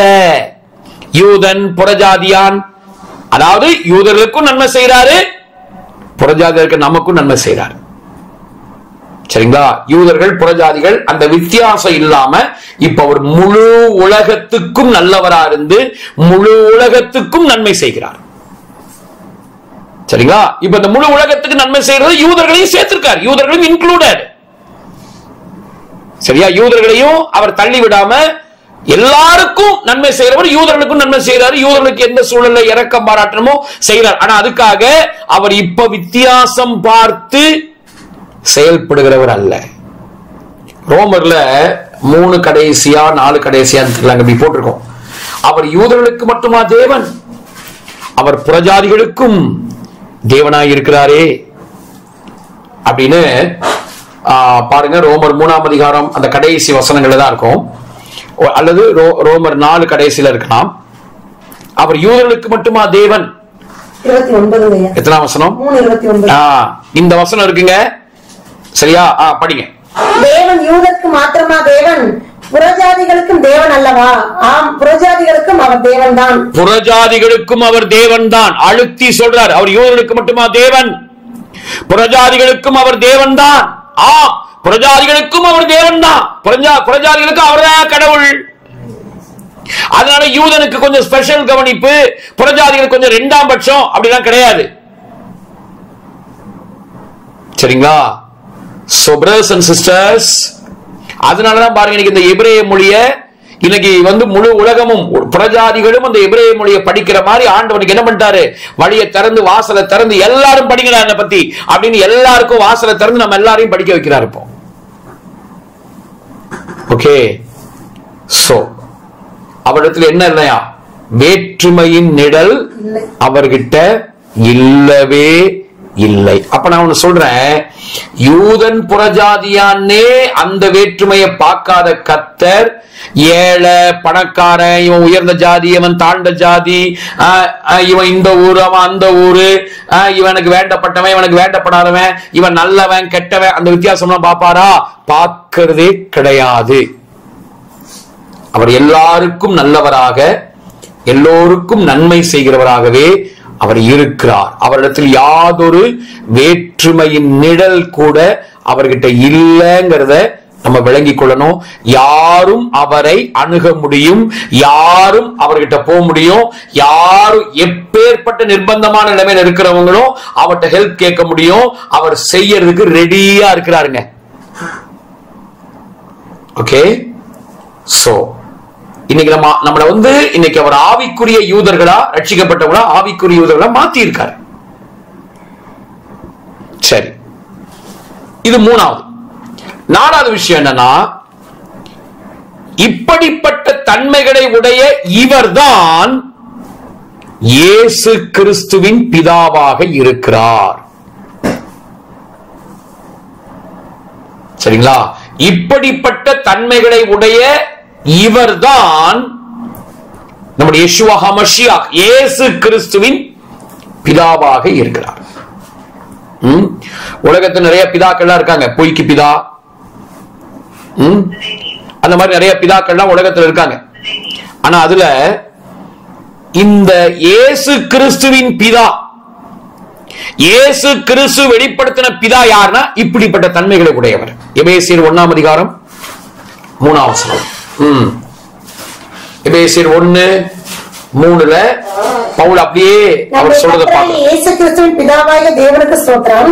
அவர் கிறிஸ்துவுக்குள் உன்னதங்களிலே ஆவிக்குரிய சகல ஆசீர்வாதத்தினாலும் நம்மை ஆசீர்வதித்திருக்கிறார். நம்முடைய கர்த்தராகிய இயேசு கிறிஸ்துவின் பிதாவாகிய தேவனுக்கு ஸ்தோத்திரம். அப்ப இப்படிப்பட்ட தன்மைகளை உடையவர் தான் நம்முடைய கர்த்தராகிய இயேசு கிறிஸ்துவின் பிதா. இந்த பிதா தான் நம்முடைய பிதா. நான் என்ன சொல்றேன்னா, நீங்க ஜெபம் பண்ணும்போது ஆபிரகாமின் தேவனே, ஈசாக்கின் தேவனே, யாக்கோபின் தேவனேன்னு சொல்றது தப்பு இல்ல. ஆனா அதை விட அவருக்கு எது ரொம்ப சந்தோஷம் தெரியுமா? கர்த்தராகிய இயேசு கிறிஸ்துவின் பிதாவேன்னு நீங்க சொல்றீங்க பாருங்க, அது அவருக்கு ரொம்ப விருப்பம். நமக்குமே அது ஒரு ஒரு ஒரு மிகப்பெரிய ஒரு மாற்றத்தை உண்டாக்கும். கர்த்தராகிய இயேசு கிறிஸ்துவின் பிதாதான் நம்ம பிதா, உங்க பிதா, என்னுடைய பிதா, நம்ம அப்பா. சோ இப்படிப்பட்ட தன்மைகளை உடையவர் தான் யாரு? நம்முடைய கர்த்தராகிய இயேசு கிறிஸ்துவின் பிதாவாக இருக்கிறார். இங்க திரியேகத்தை பார்க்கிறோம். இந்த கர்த்தராகிய இயேசு கிறிஸ்துவின் பிதா அப்படின்னு சொல்லப்பட்ட அந்த இடத்துல நம்ம யாரை பார்க்க முடியும்? திரியேகத்தை பார்க்கிறோம். எப்படி பார்க்கிறோம்? கர்த்தராகிய இயேசுங்கிறது குமாரன், பிதாவாகிய தேவன். அப்புறம் பிதாவை பார்க்கிறோம். அந்த கிறிஸ்துன்னு இருக்குல்ல, கிறிஸ்து அப்படின்னா அபிஷேகம் பண்ணப்பட்டவர்னு அர்த்தம். மஷியாக் ஹீப்ரூல, கிரீக்ல கிறிஸ்டோஸ், தமிழ்ல கிறிஸ்து. அப்போ இந்த கிறிஸ்து அப்படின்னா அபிஷேகம் பண்ணப்பட்டவர். அப்ப அபிஷேகம் பண்ணப்பட்டவர்னா அந்த அபிஷேகம் பண்றவர் ஒருத்தர் இருக்கார்ல. அப்ப யார் அங்க அபிஷேகம் பண்ணுகிறவர்? அபிஷேகம் பண்ணப்பட்டவர் சொல்லும் போது அங்க ஒண்ணு மறைஞ்சிருக்காரு. யாரு அபிஷேகம் பண்றவர்? யார் அபிஷேகம் பண்றவர்? பரிசுத்த ஆவியானவர். ஓகேங்களா? அப்போ இயேசுவை பார்க்கிறோம். அடுத்து கிறிஸ்துன்னு சொல்லும் போது அங்க இயேசுவும் இருக்காரு, அபிஷேகம் பண்ணப்பட்ட இயேசுவையும் பார்க்கிறோம், அபிஷேகம் பண்ணுகிற ஆவியானவரையும் பார்க்கிறோம், அப்புறம் பிதாவையும் பார்க்கிறோம். இப்ப நீங்க உங்க ஜெபத்துல அதிகமா கர்த்தராகிய இயேசு கிறிஸ்துவின் பிதாவே உமக்கு நன்றி அப்பா, கர்த்தராகிய இயேசு கிறிஸ்துவின் பிதாவே எனக்கு இப்படிலாம் நீங்க செய்றீங்கப்பா, நன்றி அப்பா, கர்த்தராகிய இயேசு கிறிஸ்துவின் பிதாவே நீங்க தான் என்னுடைய பிதா அப்படி நீங்க சொல்லும் போதே நீங்க பிதாவே குமாரனே பரிசுத்த ஆவியானவரே சொல்ல வேண்டிய அவசியம் இல்லை. நம்ம என்ன பண்ணிடுறோம்? திரியேக தேவனை நம்ம வாயில நம்ம சொல்லிடுறோம், திருத்துவத்தை நம்ம அறிக்கையிடுறோம்னு அர்த்தம். சரிங்களா? அப்போ இப்படிப்பட்ட தன்மைகளை உடையவர் தான் நம்முடைய கர்த்தராகிய இயேசு கிறிஸ்துவின் பிதா. இவர் தான் 4ஆம் வசனத்துல, 4, 5, 6 வசனத்துல இவர் தான் நம்ம என்ன பண்ணிருக்காருன்னா உலக தோட்டத்துக்கு முன்னாடியே தேர்ந்தெடுத்தார். 4ஆம் வசனம் எபேசியர் 1. நாம் அன்பில் பரிசுத்தம் உள்ளவர்களும் குற்றம் இல்லாதவர்களுமா இருப்பதற்கு அவர் உலக தோற்றத்திற்கு முன்னே கிறிஸ்துவுக்குள் நம்மை தெரிந்து கொண்டபடியே இவர் தாங்க நம்மளை தேர்ந்தெடுத்தார் உலக தோட்டத்துக்கு முன்னாடி. இந்த இப்பேற்பட்ட தன்மைகளை உடைய இந்த கர்த்தராகிய இயேசு கிறிஸ்துவின் பிதாதான் நம்மளை உலக தோட்டத்துக்கு முன்பாகவே நம்மளை தேர்ந்தெடுத்தார். 5, 6 வசனம். பிரியமானவருக்குள் தாம் நமக்கு தந்தலின தம்முடைய கிருபையின் மகிமைக்கு புகழ்ச்சியாக தம்முடைய தயவுள்ள சித்தத்தின்படியே நம்மை இயேசு கிறிஸ்து மூலமாய் தமக்கு சுவிகார புத்திரர் ஆகும்படி முன்குறித்திருக்கிறார். இவர்தான் நம்மள சொந்த பிள்ளையா. கிரீக்ல அந்த இடத்துல அந்த சுவிகார புத்திரன் இருக்குல்ல, அங்க ஹயோதேசியாங்கிற அந்த வேர்டு போட்டிருக்கோம். நம்மள சொந்த பிள்ளையா என்ன பண்ணிட்டாரா? முன் குறிச்சிருக்கிறார். யாரு? இப்ப நம்ம மேல படிச்சோம் இந்த 3 தன்மைகள். அந்த 3 தன்மைகளையும் உடைய என்ன தன்மை? முதல்ல படிச்சோம் இல்லையா? இவர் யாரு? எல்லாவற்றையும் அவர் யார்? முதல் எல்லாத்தையும் உருவாக்குறவர். இரண்டாவது அவர் யாரு? முழுமையான நன்மைகளுக்கும் அன்புக்கும் பிறப்பிடமா இருக்கிறவர். மூணாவது அவர் யாரு? வேற்றுமையின் நிழல் என்பது அவர்கிட்ட இல்லவே இல்லை. இப்படிப்பட்ட தன்மைகளை உடைய இந்த கர்த்தராகிய இயேசு கிறிஸ்துவின் பிதாதான் நம்மளை தேர்ந்தெடுத்திருக்கிறாரு. இவருக்கு தான் நம்ம பிள்ளைகளா இருக்கோம். இது அடிக்கடி பிசாச பார்த்து நீங்க பேசணும். டேய் பயமுறுத்த வந்துருவியா? நான் எனக்கு இப்படி ஒரு அப்பா இருக்காடா எனக்கு அப்படின்னு சொல்லணுங்க. சூழ்நிலையை பார்த்து பேசணும். பேசுங்க, வாழ்க்கை எப்படி மாறுதுன்னு பாருங்க. ஓகே, சரி. 5வது நம்ம அப்பாவை பத்தி படிக்கும்போது 5வது என்னன்னா, குமாரனையும் பரிசுத்தாவியானவரையும் பிதா இதயபூர்வமாக நேசிக்கிறார். சரிங்களா?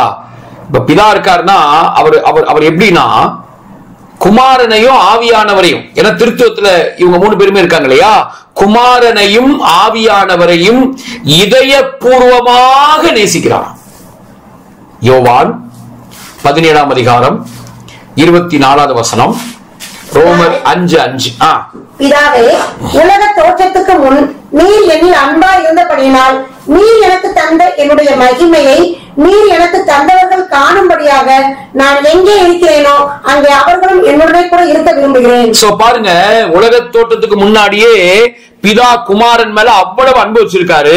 ரோமர் 5:5 படிச்சீங்கன்னா, மேலும் நமக்கு அருளப்பட்ட பரிசுத்த ஆவியினாலே தேவ அன்பு நம்முடைய இருதயத்தில் ஊற்றப்பட்டிருக்கிறபடியால் அந்த நம்பிக்கை நம்மை வெட்கப்படுத்தாது. அந்த தேவ அன்பு யாருக்குள்ள இருக்கு?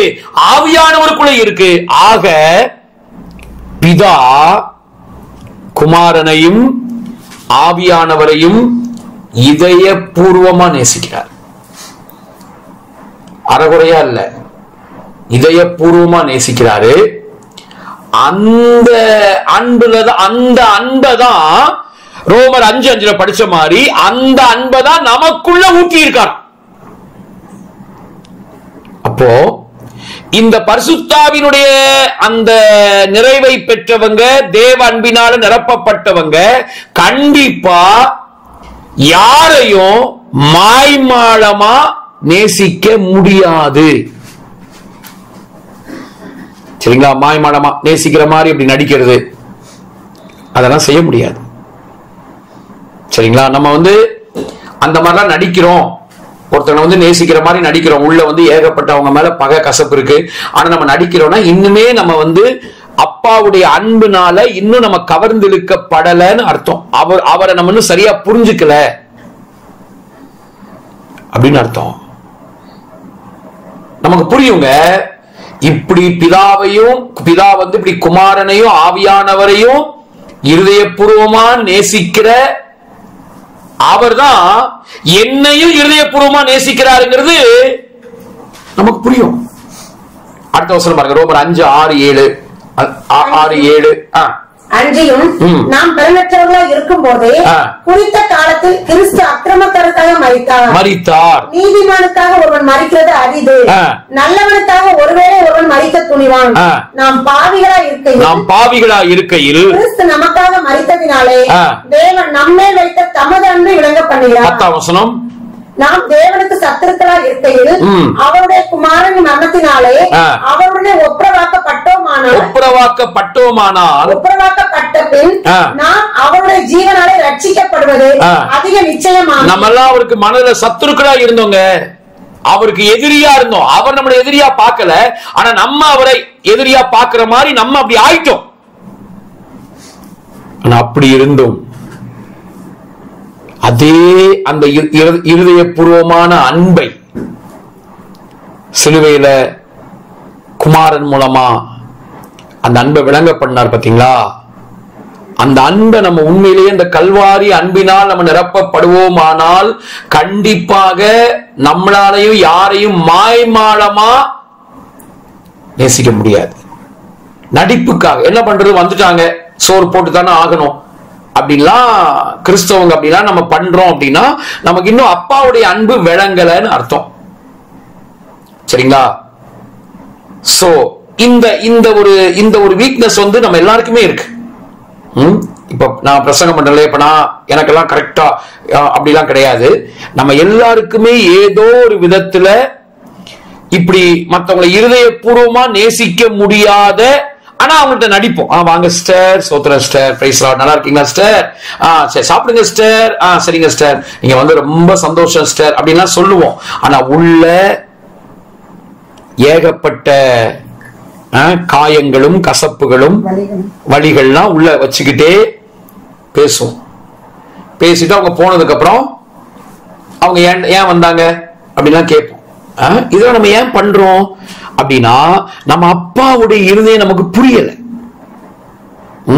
நம்ம அப்பாவுடைய இருதயம் நமக்கு புரியாததுனால அதுக்கு வேற நிறைய பேரு தாங்கள் செய்கிறத நியாயப்படுத்துறதுக்காக சங்கீதம் 18 ஒரு வசனம் இருக்குல்ல, அவர் மாறுபடுகிறவனுக்கு மாறுபடுகிறவர் அப்படின்னா வசனம் இருக்கு. அவர் மாறுபடுகிறவனுக்கு மாறுபடுகிறவர், அதனால நம்மளும் அந்த மாதிரி உள்ளவங்களுக்கு நம்ம அந்த மாதிரி உள்ளவங்களா நம்ம இருக்கணும் அப்படின்னு.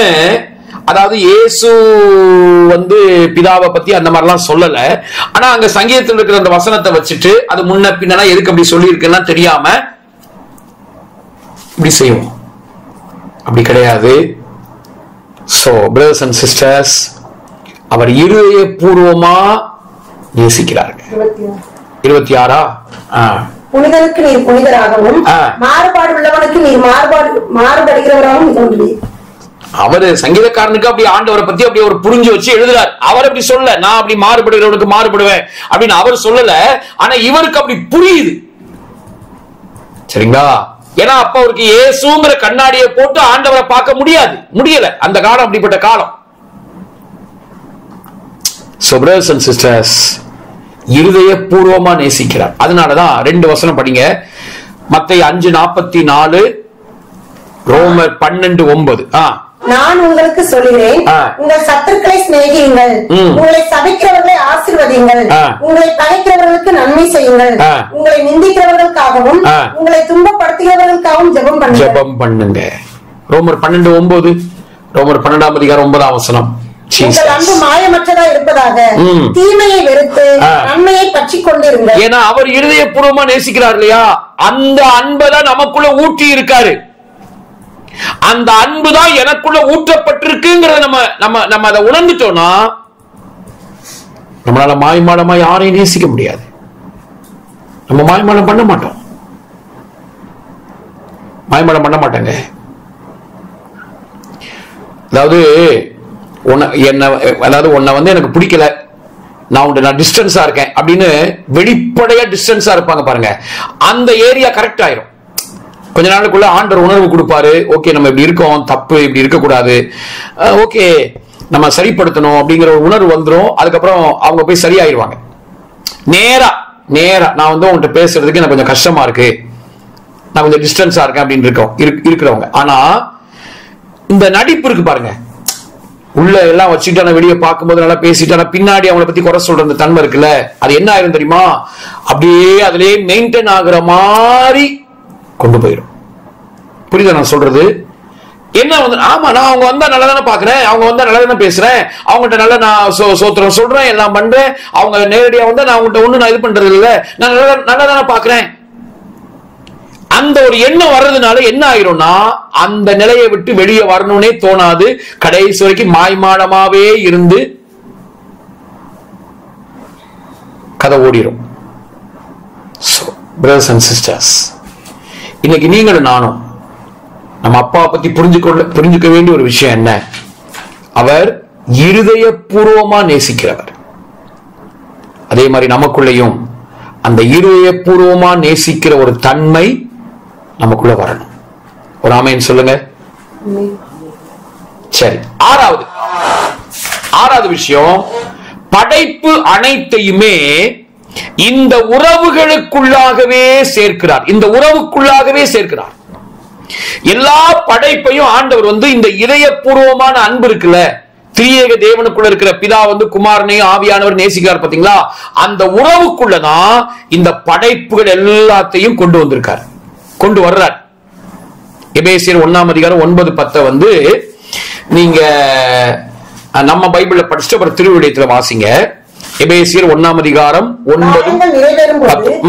விளங்கும் நியமத்தின்படி பரலோகத்தில் இருக்கிறவைகளும் பூலோகத்தில் இருக்கிறவைகளும் ஆகிய சகலமும் கிறிஸ்துவுக்குள்ளே கூட்டப்பட வேண்டும் என்று தமக்குள்ளே தீர்மானித்திருந்த தம்முடைய தயவுள்ள சித்தத்தின் ரகசியத்தை எங்களுக்கு அறிவித்தார். அத திருவிழியத்துல படிப்போம். எபேசியர் 1ஆம் அதிகாரம் 9-10 வசனத்தை திருவிழியத்துல படிக்கும் போது, அவர் தமது திருவுளத்தின் மறைபொருளை நமக்கு தெரியப்படுத்தியுள்ளார். இது கிறிஸ்து வழியாக கடவுள் விரும்பி செய்த தீர்மானம். காலம் நிறைவில் விண்ணுள்ளவை மண்ணில் உள்ளவை அனைத்துமே கிறிஸ்துவின் தலைவில் ஒன்று சேர்க்க வேண்டும் என்ற திட்டமே அம்மறைபொருள்.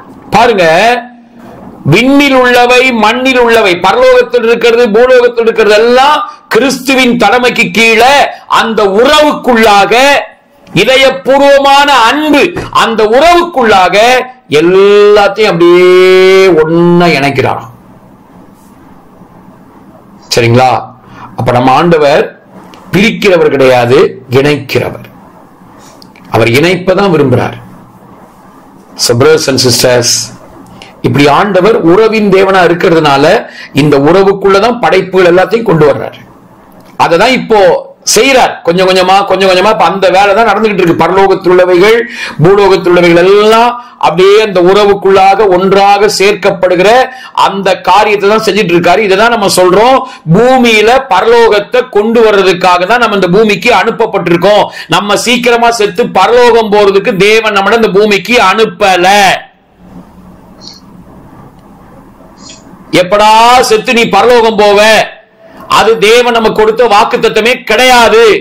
நீ செத்து பரலோகம் போறது அவருக்கு விருப்பம் கிடையாது. நாம் வாழ்ந்து இந்த பூமியில பரலோகத்தை கொண்டு வர வேண்டும் என்பதுதான் அவருடைய திட்டம், அவருடைய விருப்பம். ஏன்னா பூலோகத்தில் உள்ளவைகள் பரலோகத்தில் உள்ளவைகள் எல்லாம் ஒன்றா சேர்க்கப்படணும்னு அவர் விரும்புறார். சரிங்களா? இதை நம்ம மறக்க கூடாதுங்க. அததான் இயேசு சொன்னாரு, பரமண்டலத்திலும் உடைய சித்தம் செய்யப்படுவது போல பூமியிலும் செய்யப்படுவதாக சொன்னார். ஆகவே இந்த திட்டத்தை ஆண்டவர் நம்ம மூலமா செயல்படுத்த விரும்புகிறார். சரி, ஏழாவது விஷயம், அவர் எப்பொழுதுமே குமாரனுடனும் பரிசுத்த ஆவியானவருடனும் உள்ள ஐக்கியத்தில் அவர்களுடன் சேர்ந்து கிரியை செய்கிறார். பிதா எப்பயுமே தனியா செயல்படுறது கிடையாதாம். அவர் குமாரனோடும் பரிசுத்த ஆவியானவரோடும் அவங்களோடு உள்ள அந்த ஐக்கியத்தில் இருந்துகிட்டு தான் அவங்களோட சேர்ந்து கிரியை செய்கிறார். சரிங்களா? நான் பிதா, நான் பெருசு, எல்லாம் நான் செய்வேன் அப்படின்னு செய்ய மாட்டாரா. குமாரனோடும் ஆவியானவரோடும் இணைந்து அந்த ஐக்கியத்தில் சேர்ந்து கிரியை செய்வாராம். ஆதியாகமம் 1:1 ஆகவேதான் தேவன் அப்படிங்கிற வார்த்தைக்கு எல் அப்படிங்கிற வேர்டு போட்டிருக்கலாம். சரிங்களா? எல் இஎல் ஆலிஃப் லாம் மட்டும் போட்டா எல், அந்த எல்ங்கிற வேர்டு போட்டாலே தேவனை தான் குறிக்கும். ஆனா எல்னு போடாம அங்க என்ன போட்டிருக்கு? ஏலோஹிம். ஆதியாகமம் முழுசுமே, இன்னும் சொல்ல போனா பழைய ஏற்பாட்டுல அநேக இடங்கள்ல எங்கெங்கெல்லாம் தேவன் கடவுள்னு வர்ற இடத்துல எல்லாமே எந்த வேர்டு தான் போட்டிருக்கு? ஏலோஹிம். அப்படின்னு என்ன அர்த்தம்? பன்மை தன்மை உடையவராய் வெளிப்பட்ட ஒரே தேவன். அப்போ பழைய ஏற்பாட்டிலேயுமே ஆண்டவர் தனித்து செயல்படல. பிதா, குமாரன், பரிசுத்தாவியானவராக 3 பேரும் தான் இணைஞ்சு ஒவ்வொரு காரியத்தையும் செய்கிறதை நம்ம பார்க்க முடியும். சரிங்களா?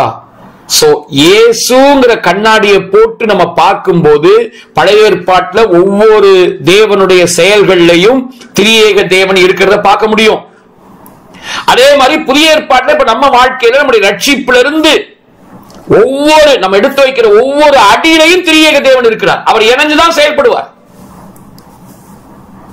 அவர் தனியா இல்ல, குமாரனோடும் ஆவியானவரோடும் இணைந்துதான் அவர் செயல்படுகிறார். சரிங்களா? அவர் இறந்து செயல்படுறத நம்ம பார்க்கிறோம்.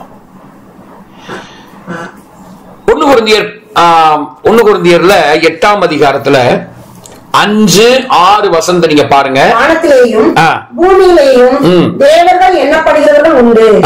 இப்படி அநேக தேவர்களும் அநேக கர்த்தாக்களும் உண்டாயிருந்தாலும் பிதாவாகிய ஒரே தேவன் நமக்கு உண்டு. பிதாவாகிய ஒரே தேவன் நமக்கு உண்டு. அவராலே சகலமும் உண்டாயிருக்கிறது. சகலமும் அவரால் தான் உண்டாயிருக்கு. அவருக்கென்று நாமும் உண்டாயிருக்கிறோம். அவருக்கென்று நாமும் உண்டாயிருக்கிறோம். இயேசு கிறிஸ்து என்னும் ஒரே கர்த்தர் நமக்கு உண்டு. இயேசு கிறிஸ்து நீங்க பார்த்துட்டாலே அங்க இயேசு இருக்காரு. அடுத்து யார் இருக்கிறது? இயேசு கிறிஸ்துன்னு பார்த்துட்டீங்கன்னாவே இயேசு கிறிஸ்துங்கிற வார்த்தையை பார்க்கும் போதே இயேசுவும் இருக்கிறார், கிறிஸ்துன்னு அங்க வந்திருக்கு இல்லையா? யார் இருக்கிறது?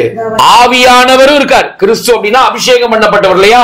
அப்போ அபிஷேகம் பண்ணுகிற ஆவியானவரும் கிறிஸ்துங்கிற பேருக்குள்ள மறைஞ்சிருக்கார். சரியா? இப்ப படிங்க. இயேசு கிறிஸ்து என்னும் ஒரே கர்த்தரும் நமக்கு உண்டு. அவர் மூலமாய் சகலமும் உண்டாயிருக்கிறது. அவர் மூலமாய் நாமும் உண்டாயிருக்கிறோம். நாமும் உண்டாயிருக்கிறோம். சோ பிதா, குமாரன், பரிசுத்தாவியானவர் இணைந்தே செயல்படுகிறத நம்ம பார்க்கிறோம். அதே மாதிரி 1 கொரிந்தியர் 12ஆம் அதிகாரத்துல 5-6 வசனத்துல நீங்க பாத்தீங்கன்னா ஊழியங்களிலேயும் வித்தியாசம். 4ல இருந்து படிங்க. 4ல இருந்து வரங்களில் வித்தியாசங்கள் உண்டு. ஆவியானவர் ஒருவரே. ஊழியங்களிலேயும் வித்தியாசங்கள் உண்டு. கர்த்தர் ஒருவரே. பாருங்க, இங்க முதல்ல ஆவியானவரை சொல்றாரு, அடுத்து கர்த்தர் ஒருவரேன்னு சொல்லி குமாரன் யெஷுவாவை பத்தி சொல்றாரு. கிரியைகளிலேயும் வித்தியாசங்கள் உண்டு. எல்லாருக்குள்ளும் எல்லாவற்றையும் நடப்பிக்கிற தேவன் ஒருவரே. தேவன் ஒருவரே. இப்படி பிதா, குமாரனோடும் ஆவியானவரோடும் இணைந்து ஐக்கியமா இருந்து செயல்படுறத பாக்குறோம். இதே மாதிரிதான் நம்ம வாழ்க்கையிலையும் நம்ம தனித்து இருக்கக்கூடாது, தனித்து செயல்படக்கூடாது.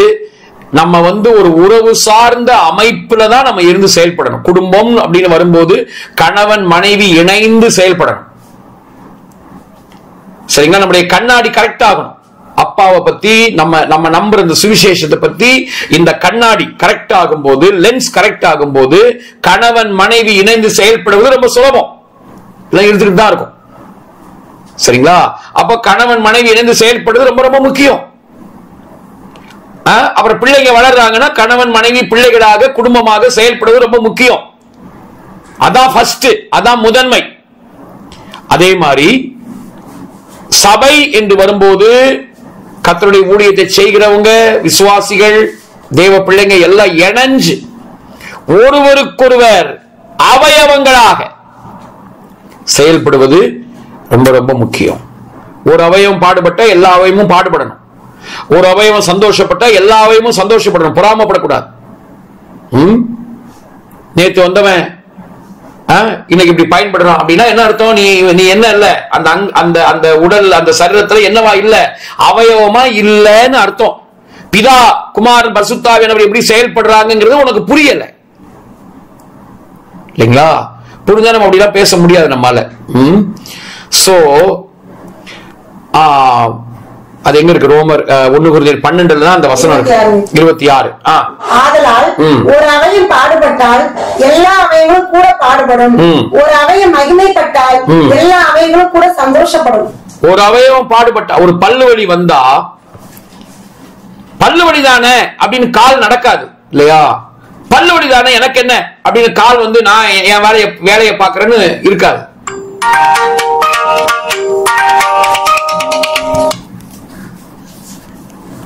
சோ கால்ல பல்லு வலி வந்துருச்சுன்னா எல்லாமே தான் இயங்குது பாருங்க. ரெஸ்ட் எடுக்கணும்னு சொல்லி அந்த உடம்பு ஃபுல்லாவே உள்ள இருக்கிற அந்த ஜீரண மண்டலங்கள், உள்ள இருக்கிற உணவு குழல் சாப்பிடுறதுக்கு அதுக்கு விருப்பம் இல்லாம போகுது. நீ உனக்கு பல்லு வலிச்சா என்ன, எனக்கு நீ போடுறத போடு அப்படின்னு இல்லாம எல்லாமே கை சாப்பிடுறதுக்கு மறுக்குது. ஏன்னா பல்லு வலி இல்லையா? அதே மாதிரி முள்ளு குத்துச்சுன்னா தலை நான் குனிய மாட்டேன்னு சொல்லாம அது குனியுது. சோ இதெல்லாம் எங்க இருந்துங்க வந்துச்சு? திரியேக தேவனுக்குள்ள பிதா குமாரனோடும் ஆவியானவரோடும் இணைந்து செயல்படுகிறார். எப்பயுமே இந்த இணைஞ்சு செயல்படுறது ரொம்ப ரொம்ப முக்கியம். இணைந்து செயல்படுவது, இணைஞ்சு காரியங்களை செய்யறது, அதுல பெரிய சக்சஸ் இருக்கு. ஓகே, சரி. இதெல்லாம் நம்ம பிதாவாகிய தேவனை பற்றி நம்ம படித்துக் கொள்கிற விஷயங்களா இருக்கு. சோ இப்படிப்பட்ட அப்பா தான் நம்ம அப்பா. உங்களுக்கும் எனக்கும் அப்பா. இவரை தான் நம்ம அப்பான்னு கூப்பிடுறோம். இவர் தான் நம்மள நீ தான் என் பிள்ளை அப்படின்னு இவர் தாங்க நம்மளை பார்த்து சொல்றாரு. ரோமர் 8ஆம் அதிகாரத்துல 15-16 வசனத்தை நீங்க நம்ம பார்க்கும்போது இப்படிப்பட்ட அப்பாவுக்கு தான் நம்ம மகனும் மகனுமா இருக்கோம். அந்தபடி திரும்பவும் பயப்படுகிறதற்கு நீங்கள் அடிமைத்தனத்தின் ஆவியை பெறாமல் அப்பா பிதாவே என்று கூப்பிட பண்ணுகிற புத்திர சுவிகாரத்தின் ஆவியை பெற்றீர்கள். நாம் தேவனுடைய பிள்ளைகளா இருக்கிறோம் என்று ஆவியானவர் தாமே நம்முடைய ஆவியுடனே கூட சாட்சி கொடுக்கிறார். சோ டெய்லி என்ன பண்ணுங்க, இந்த முதல்ல தேவனை பத்தி படிச்ச அந்த எல்லா பாயிண்டையும் சொல்லி சொல்லி ஆண்டவரே நீங்க இப்படி இருக்கீங்கப்பா, உங்களுக்கு நன்றி அப்பா அப்படின்னு சொல்லுங்க. அடுத்த அப்பாவை பத்தி, பிதாவாகிய தேவனே நீங்க இவ்வளவு நல்லவரா இருக்கீங்க, இப்படி இப்படிதான் நீங்க இருக்கீங்க, நீங்க தான் எனக்கு அப்பா, நான் உங்களுக்கு பிள்ளையா அப்படின்னு சொல்லுங்க. எது வரைக்கும்? ஆழ் மனசுல பதிகிற வரைக்கும் சொல்லுங்க. அப்புறம் ஆழ் மனசுல அது பதிஞ்சிருச்சுன்னா அதுவே செயல் வடிவத்துக்கு வந்துடும். ஓகே, சோ இவர் தாங்க நம்ம அப்பா. இவர் தான் அப்பா. ஆவியானவர் உள்ள இருந்துகிட்டு பாரு பாரு இவருக்கு தான் நீ பிள்ளையா இருக்க, இவருக்கு தான் நீ பிள்ளையா இருக்கன்னு சாட்சி கொடுத்துக்கிட்டே இருப்பாரு. நம்ம அவரை பார்த்து நான் உங்க பிள்ளைப்பா, நான் உங்க பிள்ளைப்பா, நீங்க தான் எனக்கு அப்பா, அப்பா நான் உம்மை பார்க்கிறேன், என் அன்பே நான் உம்மை துதிக்கிறேன், அப்பா நான் உம்மை பார்க்கிறேன். இப்படி நம்ம அவர் அப்பாவா பாடுறோம் பாருங்க. அதுக்கெல்லாம் ஆவியானவர் கூட நின்று ஆமா ஆமா ஆமா கரெக்ட் அப்படின்னு ஒரு சாட்சி கொடுத்துக்கிட்டே இருப்பாரு. கலாத்தியர் 4ஆம் அதிகாரம் 6-7 வசனம். கலாத்தியர் 4ல மேலும் நீங்கள் புத்திரராய் இருக்கிறபடியினால் அப்பா பிதாவை என்று கூப்பிடத்தக்கதாக தேவன் தமது குமாரனுடைய ஆவியை உங்கள் இருதயங்களில் அனுப்பினார். ஆகையால் இனி நீ அடிமையாயிராமல் புத்திரனாய் இருக்கிறாய். நீ புத்திரனே ஆனால் கிறிஸ்து மூலமாய் தேவனுடைய சொந்தமாய் இருக்கிறாய். ஓகே. சோ நைட்ல உங்களுக்கு தூக்கம் வரலையா? இதையோ நினைச்சு தூக்கம் வராம இருக்கா? ஒன்னும் பிரச்சனை இல்லை. எழும்பி இந்த தேவனை பத்தி நம்ம சொல்லிருக்கோம்ல, இத சொல்லி சோத்திரம் போடுங்க. சரியா? ஆண்டவருக்கு நன்றி சொல்லுங்க. பிதாவை பத்தி நம்ம இதெல்லாம் படிச்சிருக்கோம்ல, இத சொல்லி நீங்க தாப்பா என்னுடைய அப்பா அப்படின்னு சொல்லி சோத்திரம் போடுங்க. காரியங்கள் எப்படி அங்க மாறுதுன்னு பாருங்க. எந்த சூழ்நிலையா இருந்தாலும், எவ்வளவு ப்ராப்ளம் எவ்வளவு கிரிட்டிக்கலா இருந்தாலும், சரிங்களா, ப்ராப்ளம் எவ்வளவு கிரிட்டிக்கலா இருக்கட்டும், அதுக்கு நடுவுல இப்படி நம்ம கர்த்தரை நான் எக்காலத்திலும் ஸ்தோத்தரிப்பேன், அவர் துதி எப்போதும் என் வாயில் இருக்குன்னு சொல்லப்பட்டிருக்கு இல்லையா? நம்ம அதை இதையும் சொல்றதுக்கு பதிலா இதை நீங்க சொல்லி இததான் நான் நம்புறையா அப்படின்னு நீங்க சொல்லி நீங்க பேசி பாருங்க. காரியங்கள் மாறுதலா முடியறத நீங்க பாப்பீங்க பிரதர், பாப்பீங்க சிஸ்டர், பாப்பீங்க. சோ எவ்வளவு நல்ல அப்பா நமக்கு இருக்கிறார். ஆமென். சரி, நம்ம இப்போ 3வது விஷயத்துக்குள்ள போவோம். இதுக்கு முன்னாடி இதுக்கு யாருக்காவது ஏதாவது டவுட் எது இருக்கா? ஏதாவது இப்ப நம்ம அப்பாவை பத்தி படிச்சோமே, பிதாவை பத்தி படிச்ச விஷயங்கள்ல யாருக்கு ஏதாவது டவுட் இருக்கா? ஏதோ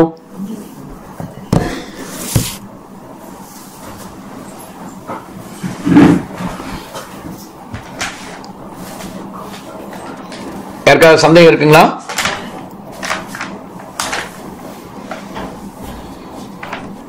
சரி, ஓகே. இப்ப 3வது நம்ம படிக்க போறது என்னன்னா, குமாரனாகிய யேசுவா அல்லது இயேசு. சரியா? இப்ப நம்ம இயேசுவை பத்தி படிக்க போறோம். தேவனை பத்தி படிச்சோம், அதுல திருத்துவ தேவன்ல பிதாவை பத்தி படிச்சோம். இப்ப குமாரனாகிய இயேசுவை பற்றி, நம்முடைய ஆண்டவர் யேசுவாவை பற்றி நம்ம படிக்க போறோம். மத்தேயு 1ஆம் அதிகாரம் 21வது வசனம். மத்தேயு 1:21 வாசிட்டு அப்படியே நம்ம உள்ள போகலாம். மத்தேயு 1:21 வாசிங்க. ஒரு குமாரனை பெறுவாள், அவருக்கு இயேசு என்று பெயரிடுவாயாக, ஏனெனில் அவர் தமது ஜனங்களின் பாவங்களை நீக்கி அவரை ரட்சிப்பார் என்றான். சோ அவள் ஒரு குமாரனை பெறுவாள், அவருக்கு இயேசு யெஷுவா என்று பெயரிடுவாயாக. இந்த யெஷுவா அப்படிங்கிற இந்த வார்த்தை இருக்கு இல்லையா, அதுக்கு என்ன மீனிங்னா, ரட்சிப்பு அப்படிங்கிற ஒரு பிரதானமான அர்த்தம் இருக்கு. அதோடு அந்த வேர்டு வந்து நிக்காம அதோடு சேர்ந்து, ரட்சிப்பு அப்படிங்கிற வார்த்தையோடு சேர்ந்து சுகம், ஆரோக்கியம், செழிப்பு, பாதுகாப்பு, இளைப்பாறுதல், முழுமை அடைதல், இதெல்லாம் சேர்ந்து அந்த ரட்சிப்போட சேர்ந்து இருக்குங்க. சரிங்களா? ரட்சிப்பு, யெஷுவா, ஜீசஸ், இயேசு அப்படின்னா என்ன அர்த்தம்? வெறும் ரட்சிப்பு மட்டும் இல்ல, அந்த ரட்சிப்போட சேர்ந்து சுகம், ஆரோக்கியம், செழிப்பு, பாதுகாப்பு, இளைப்பாறுதல், முழுமை அடைதல், இது அத்தனையும் சேர்ந்து இருக்கு. ரட்சிப்புன்னு சொல்லும் போது அந்த ரட்சிப்போட சேர்ந்து எல்லாமே வருது. சங்கீதம் 91:16 அததான் நான் காட்டுவேன், காண்பிப்பேன், அவனுக்கு நான் காண்பிப்பேன்னு சொல்றார். அவன் வாழ்க்கை நீடித்த நாட்களால் திருப்தி ஆகிறதுக்கு காரணமே என்னன்னா, இத அவன் பாக்குறான், இத நான் அவனுக்கு காட்டுவேன் அப்படின்னு சொல்றாரு. நீடித்த நாட்களால் அவனை திருப்தியாக்கி, எப்படி அந்த நீடித்த நாட்களால் திருப்தி ஆகும்? என் ரட்சிப்பை அவனுக்கு காண்பிப்பேன். அப்ப அந்த ரட்சிப்புக்குள்ள என்னெல்லாம் இருக்கு? என் ரட்சிப்பு ஹீப்ரூல பாத்தீங்கன்னா யெஷுவா தான் இருக்கும். என் யெஷுவாவை அவனுக்கு காண்பிப்பேன், இயேசுவை அவனுக்கு காண்பிப்பேன். அப்படின்னா ரட்சிப்பை காட்டுவேன், சுகத்தை காட்டுவேன், ஆரோக்கியத்தை காட்டுவேன், செழிப்பை நான் காட்டுவேன், பாதுகாப்பை காட்டுவேன், இளைப்பாறுதலை காட்டுவேன், முழுமை அடைதலை காட்டுவேன். பாதியில விட்டுட்டு போக மாட்டேன். முழுமை அடைதல் கண்டிப்பா நிகழும், நடக்கும். சோ அப்படி அந்த யெஷுவாவை, இயேசு அந்த ரட்சிப்பை பார்க்க பார்க்க பார்க்க பார்க்க நீடித்த நாட்களை தந்து, ஆண்டவரே எல்லாம் முழுமை ஆயிடுச்சுப்பா, போதும்பா, நான் நல்லா வாழ்ந்துட்டேன் அப்படின்னு சொல்லாம நம்மளை எடுக்க மாட்டாருங்க இந்த பூமியில இருந்து. ஓகே, அப்போ இப்படி ஒரு வாழ்க்கையை நம்ம வாழணும்னா இந்த இயேசு யார், இந்த யெஷுவா யாரு என்பதை பற்றி நமக்கு தெரியணும். சரிங்களா? சோ இதான் நம்ம படிக்க போறோம். இயேசு யார், யெஷுவா யாரு? சரி, நம்பர் 1 இவர் யாரு அப்படின்னா, நம்பர் 1 இவரை பற்றி நம்ம அறிய வேண்டிய, நம்ப வேண்டிய விஷயம் என்னன்னா, நம்பர் 1 பிதாவின் ஒரே பேரான குமாரன். இப்படி எழுதிக்கோங்க, இவர் பிதாவின் ஒரே பேரான குமாரன். ஓகே, யோவான் 3:16 படித்த வசனங்களை திரும்ப படிச்சாலும் அதுல அந்த பாயிண்ட் இருக்கு. யோவான் 3:16, ஜான் 3:16. தேவன் தம்முடைய ஒரே பேரான குமாரனை விசுவாசிக்கிறவன் எவனோ அவன் கெட்டு போகாம நித்திய ஜீவனை அடையும்படிக்கு அவரை தந்தள்ளி இவ்வளவு உலகத்தில் அன்பு கூர்ந்தார். ஒரே பேரான குமாரன். இந்த எபிரேய வழக்கத்தின்படி இந்த ஒரே பேரான குமாரன் என்ன அர்த்தம் அப்படிங்கறத நம்ம புரிஞ்சுக்கணும். இப்போ ஆபிரகாமுக்கு இஸ்மவேல் இருந்தாங்க, அப்புறம் ஈசாக்கும் இருந்தாரு, அப்புறம் கேத்துராள் மூலமாவும் ஒரு 6 பிள்ளைங்க அவர் பெற்றெடுத்தார். சரிங்களா? ஆனா இவ்வளவு இருந்தும் இந்த ஈசாக்க பத்தி தான் போட்டிருக்கோம், ஒரே பேரானவன் அப்படின்னு போட்டிருக்கோம். எபிரேயர் 11ஆம் அதிகாரத்துல ஆபிரகாம் ஈசாக்க பலியா செலுத்தும் போது அந்த வேர்டு அங்க இருக்கும் பாருங்க, ஒரே பேரானவனை அப்படின்னு இருக்கும். எங்க இருக்கு இந்த வசனம்? எபிரேயர் 11ல ஒரு 16-17 அப்படி தாண்டி வந்தீங்கன்னா, அவனை பாவனையாக திரும்ப பெற்றான் அப்படின்னு போட்டிருக்கோம். விசுவாசத்தினாலே ஆபிரகாம் அந்த பலி செலுத்த கொண்டு போற அந்த பகுதியை பாருங்க.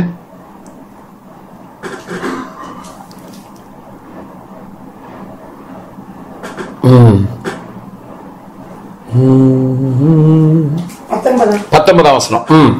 தனக்கு ஒரே பேரானவனையே பலியாக ஒப்பு கொடுத்தான், மரித்தோரிலிருந்து அவனை பாவனையாக திரும்பவும் பெற்று. அந்த ஒரே பேரானவனை நாங்க போட்டிருக்கேன். அது என்ன அர்த்தம் அப்படின்னா, எபிரேய வழக்கத்தின்படி, அந்த யூத கலாச்சாரத்தின்படி இந்த ஒரே பேரானவன் அப்படின்னா என்ன அர்த்தம் தெரியுமா? எத்தனை குமாரர்கள் வேணா இருக்கலாம், இஸ்மவேலும் குமாரன் தான், கேத்ரால் மூலமா பெற்றெடுக்கப்பட்ட அவங்களும் குமாரர்கள் தான், எல்லாம் இருந்தாலும் ஈசாக்கு ஏன் ஒரே பேரானவன் அப்படின்னா, இந்த ஈசாக்கு தான் அப்படியே ஆபிரகாமை, தன்னுடைய அப்பாவை அப்படியே பிரதிபலிக்கிறார். சரிங்களா? அப்ப புரிஞ்சுக்கணும், ஒரே பேரானவன், ஒரே பேரான குமாரன் அப்படின்னா என்ன அர்த்தம்னா, அப்பாவை அப்படியே பிரதிபலிக்கிறவர்னு அர்த்தம். இப்போ இயேசுவை, நம்முடைய யெஷுவாவை பற்றி, இவர்தான் பிதாவின் ஒரே பேரான குமாரன் அப்படின்னா என்ன அர்த்தம்? இவர் அப்படியே இந்த பக்கம் அந்த பக்கம் பிசகாமல் அப்படியே என்ன செய்யறாரு? பிதாவை, அப்பாவை பிரதிபலிக்கிறவர். இவரை பார்த்தா அப்பாவை பார்த்த மாதிரி. அதான் யோவான் 14:9 அவர் சொன்னார். யோவான் 14ஆம் அதிகாரம் 14:9, யோவான் 14:9 சொன்னார், பிலிப்புவே, இவ்வளவு காலம் நான் உங்களுடனே கூட இருந்தும் நீ என்னை அறியவில்லையா? என்னை கண்டவன் பிதாவை கண்டான். அப்படி இருக்க பிதாவை எங்களுக்கு காண்பியும் என்று நீ எப்படி சொல்கிறாய்? என்னை கண்டவன் பிதாவை கண்டான் சொல்றார். அப்ப பிதாவை அப்படியே பிரதிபலிக்கிறார் நம்முடைய ஆண்டவர் யெஷுவா. அப்போ நம்ம ஆண்டவர் இயேசுவோடு நெருங்க நெருங்க நெருங்க நெருங்க நம்ம யாரோட நெருங்குறோம்? அப்பாவோட நெருங்குறோங்க, பிதாவோட நெருங்குறோம். இவர் அவரும் வேற வேற இல்லைங்கிற அளவுக்கு அவங்க தனித்தனி ஆழ்த்தத்துவங்களா இருந்தாலும், அது ஒரு சைடுல இருந்தாலும், ஆனா அவர்தான் அவர் அப்படியே பிரதிபலிக்கிற அப்படிப்பட்டவராக இருக்கிறதுனாலதான் இவரை பத்தி சொல்லும் போது ஒரே பேரான குமாரன் அப்படின்னு சொல்லப்பட்டிருக்கு. சரிங்களா?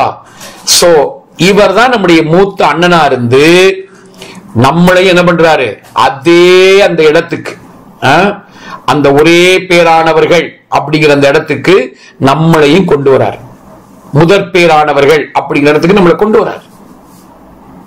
அதாவது பிதாவை இந்த உலகத்துக்கு காண்பிக்கிறவர்களாக நம்மளை கொண்டு வரார். நம்மளை அந்த அந்த நிலைக்கு நம்மளை வளர்த்து வளர்த்து அப்படியே கொண்டு வருகிறார். சோ நம்முடைய யெஷுவா யாரு? ஒரே பேரான குமாரன். ஒரே பேரான குமாரன். அப்ப ஒரு பிதாவை பிரதிபலிக்கிறதுக்கு 2000 வருஷத்துக்கு முன்னாடி மாம்சத்துல வந்தாரு. இப்போ அவர் தலையா இருந்து சபையாகிய நம்மை சரீரமாக வைத்து நம்ம மூலமா அதை பிரதிபலிக்கிறார். எபேசியர் 4:15 அதான் போட்டிருக்கு, தலையாகிய கிறிஸ்துவுக்குள் சரீரமா நம்ம இருக்கிறதுனால நம்ம எல்லாவற்றிலும் வளரணும்னு சொல்லியிருக்கு. அன்புடன் சத்தியத்தை கைக்கொண்டு தலையாகிய கிறிஸ்துவுக்குள் எல்லாவற்றிலேயும் நாம் வளர்ந்தவர்களாய் இருக்கும்படிக்கு அப்படி செய்தார். சரிங்களா? சரி, அடுத்து ரெண்டாவது என்ன, நம்ம இயேசுவை பத்தி நம்ம படிக்கிற அடுத்த விஷயம் என்ன? இவர்தான் மாம்சமான வார்த்தை. சரிங்களா? இவர் யாருங்க? இவர்தான் வார்த்தை. இவர்தான் வார்த்தை. வார்த்தையா இருந்த இவர்தான் மாம்சமானார். யோவான் 1:1, அப்புறம் அதே யோவான் 1:14 அந்த ரெண்டையும் சேர்த்து படிக்கும் போது, ஆதியிலே வார்த்தை இருந்தது, அந்த வார்த்தை தேவனிடத்தில் இருந்தது, அந்த வார்த்தை தேவனாய் இருந்தது, அந்த வார்த்தை மாம்சமாகி கிருபையினாலும் சத்தியத்தினாலும் நிறைந்தவராய் நமக்குள்ளே வாசம் பண்ணினார். அவருடைய மகிமையை கண்டோம். அது பிதாவுக்கு ஒரே பேரானவருடைய மகிமைக்கு ஏற்ற மகிமையாகவே இருந்தது. அதாவது அந்த வார்த்தை மாம்சமாகி, இந்த மாம்சம் அப்படிங்கிற இடத்துல சார்க்ஸ், SARAKS, சார்க்ஸ் அப்படிங்கிற வார்த்தை பயன்படுத்தப்பட்டிருக்கு. ரோமர் 8:6 நம்ம படிக்கிறோம்ல, தேவனுக்கு பகை அப்படின்னு சொல்லப்பட்டிருக்கு இல்லையா? அந்த மாம்சம் ரோமர் 8:6 தானா? மாம்ச சிந்தை மரணம், ஆவியின் சிந்தையோ ஜீவனும் சமாதானமும். அந்த மாம்ச சிந்தை மரணம் அப்படின்னு போட்டிருக்குல்ல, அந்த மாம்சம் மரணம் அப்படின்னு சொல்லப்பட்டிருக்கிற அந்த மாம்சத்துல வெளிப்பட்டு தேவனுக்கு பகையாக மரணத்தை கொண்டு வருகிற அந்த மாம்சத்துல வெளிப்பட்டு பிதாவின் மகிமையை விளங்க பண்ணினவர் தான் நம்முடைய ஆண்டவர் யெஷுவா, நம்முடைய ஆண்டவர் இயேசு. சரிங்களா? அப்ப வார்த்தை மாம்சமானாருங்கிறது ரொம்ப ரொம்ப முக்கியம். வார்த்தை மாம்சமாகி எப்படி ஆசரிப்பு கூடாரத்துல வெளியே பார்த்தா மேல பாத்தீங்கன்னா தகசு தோல் மூடி இருக்கும். ஆசரிப்பு கூடாரத்துல அந்த தகசு தோல் மூடிய அந்த தோல் கிட்ட நீங்க போனீங்கன்னா பயங்கர ஸ்மெல் வரும். ஆனா அந்த தகசு தோல் மூடி இருக்கிற அந்த ஆசரிப்பு கூடாரத்துக்கு உள்ளதான் ஷெக்கினா மகிமை அப்படி இறங்குச்சு பாருங்க. அந்த மாதிரி இந்த தேவனுக்கு பகையாக மரணத்தை கொண்டு வரக்கூடிய இந்த மாம்சத்துலதான் அவர் வந்தாரு. வந்து பிதாவின் மகிமையை வெளிப்படுத்தினார். இப்போ பிதாவின் வலது பார்சத்தில் இதே மாம்ச சரீரத்தோட தான் இப்பவும் உட்கார்ந்து இருக்காரு. சரிங்களா? சோ வார்த்தை மாம்சமானார். இப்படி வார்த்தை மாம்சமானதுனாலதான் தேவன் நமக்கு எங்கேயோ தூரத்தில் அவர் இல்ல, நமக்கு அருகில். இன்னும் சொல்ல போனா இப்ப அவர் நமக்கு உள்ள இருக்கார். கொலோசியர் 1:27 அடிக்கடி படிக்கிறோம் இல்லையா? கிறிஸ்துவானவர் மகிமை நம்பிக்கையாக நமக்கு உள்ள இருக்கிறாரு. அவரும் நம்மளையும் அவரையும் பிரிக்க முடியாத அளவுக்கு நமக்குள்ளே இருக்கிறார்.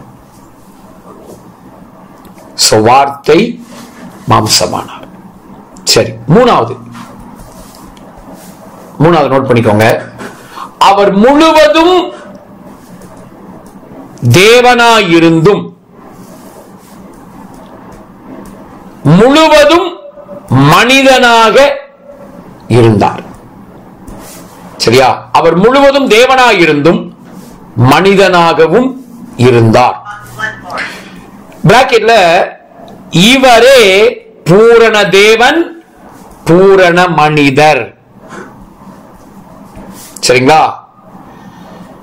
இப்போ யோவான் 1ஆம் அதிகாரத்துல 43, 44 இந்த 2 வசனத்துல நீங்க பாத்தீங்கன்னா, மறுநாளிலே இயேசு கலிலேயாவுக்கு போக மனதாய் இருந்து பிலிப்புவை கண்டு, நீ எனக்கு பின் சென்று வா என்றார்.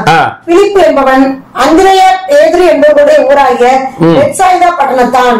பிலிப்பு நாத்தான்வேலை கண்டு, நியாயப்பிரமாணத்தினாலே மோசேயும் தீர்க்கதரிசிகளும் எழுதியிருக்கிறவரை கண்டோம், அவர் யோசேப்பின் குமாரனும் நாசரேத்தூரானாகிய இயேசுவே என்றான். பாருங்க, அப்ப இங்க அவருக்குள்ள இருக்கிற தேவனையும் பார்க்கிறோம். அதாவது மோசேயின் ஆகமங்களில் எழுதப்பட்டிருக்கிற மேசியா, அது தேவனை குறிக்குது. மேசியா அவர் யாரு? நன்மை வராதுன்னு சொல்லப்படுற அங்கிருந்து வந்த இயேசு. அப்ப அங்க மனுஷனும் அவருக்குள்ள இருக்கிற பூர்ண மனுஷத்துவமும் வெளிப்படுது. 35ஆம் வசனம், அதே யோவான் 1:35. மறுநாளிலே யோவானும் அவருடைய சீசரில் 2 பேரும் இருக்கும்போது இயேசு நடந்து போகிறதை அவன் கண்டு, இதோ தேவ ஆட்டுக்குட்டி என்றான். தேவ ஆட்டுக்குட்டி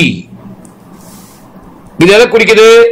அவர் தேவனா இருக்கிறாரு, அதே நேரத்துல அவர் மனிதன், உலகத்தின் பாவத்தை சுமந்து தீர்க்கிற தேவாட்டுக்குட்டியாக பூர்ண மனுஷனாக இருக்கிறார். எபிரேயர் 2 கடைசி, எபிரேயர் 2ஆம் அதிகாரம் கடைசி வசனம். ஆதலால் அவர்தாமே சோதிக்கப்பட்டு பாடுபட்டதினாலே, இங்க அவர் தேவன், இங்க வந்து அவர் பூர்ண மனுஷன், அவர் சோதிக்கப்பட்டு பாடுபடுறார். சோ இங்க அவர் யாரு? பூர்ண மனுஷன். அவர் சோதிக்கப்படுகிறவர்களுக்கு உதவி செய்ய வல்லவராயிருக்கிறார். சோதிக்கப்படுறவர்களுக்கு உதவி செய்ய வல்லவரா இருக்காரு. அங்க அவர் யாரு? தேவன், பூர்ண தேவன். இப்படி நம்ம இயேசுவை பத்தி படிக்கும் போது அவர் எப்படி பூர்ண தேவனாகவும் பூர்ண மனுஷனாகவும் இருந்தாரு அப்படிங்கறத நம்ம விளங்கிக் கொள்ள முடியும். அவர் சோதிக்கப்பட்டு பாடுபட்டப்போ பூர்ண மனுஷன், ஆனா சோதிக்கப்படுற நமக்கு உதவி செய்ய வர்றாரு. அப்ப எப்படி வராரு? பூர்ண தேவனா வராரு. ஒரு சின்ன குழந்தையிலிருந்து ஒரு வாலிப பையிலிருந்து பெரியவங்க வரைக்கும் அவருக்கு என்னென்ன சோதனை வரும்னு எல்லாம் அவருக்கு தெரியும். சரிங்களா? ஓகே. 4வது, நித்திய நித்தியமாய், இப்படி இருங்க, நித்தியத்திலும் தெய்வீகமும் மனுஷீகமும் சந்தித்து இணைந்த இடமாக வார்த்தை மாம்சமான நிகழ்வு அமைந்தது. சொல்றேன், நித்தியமாய்,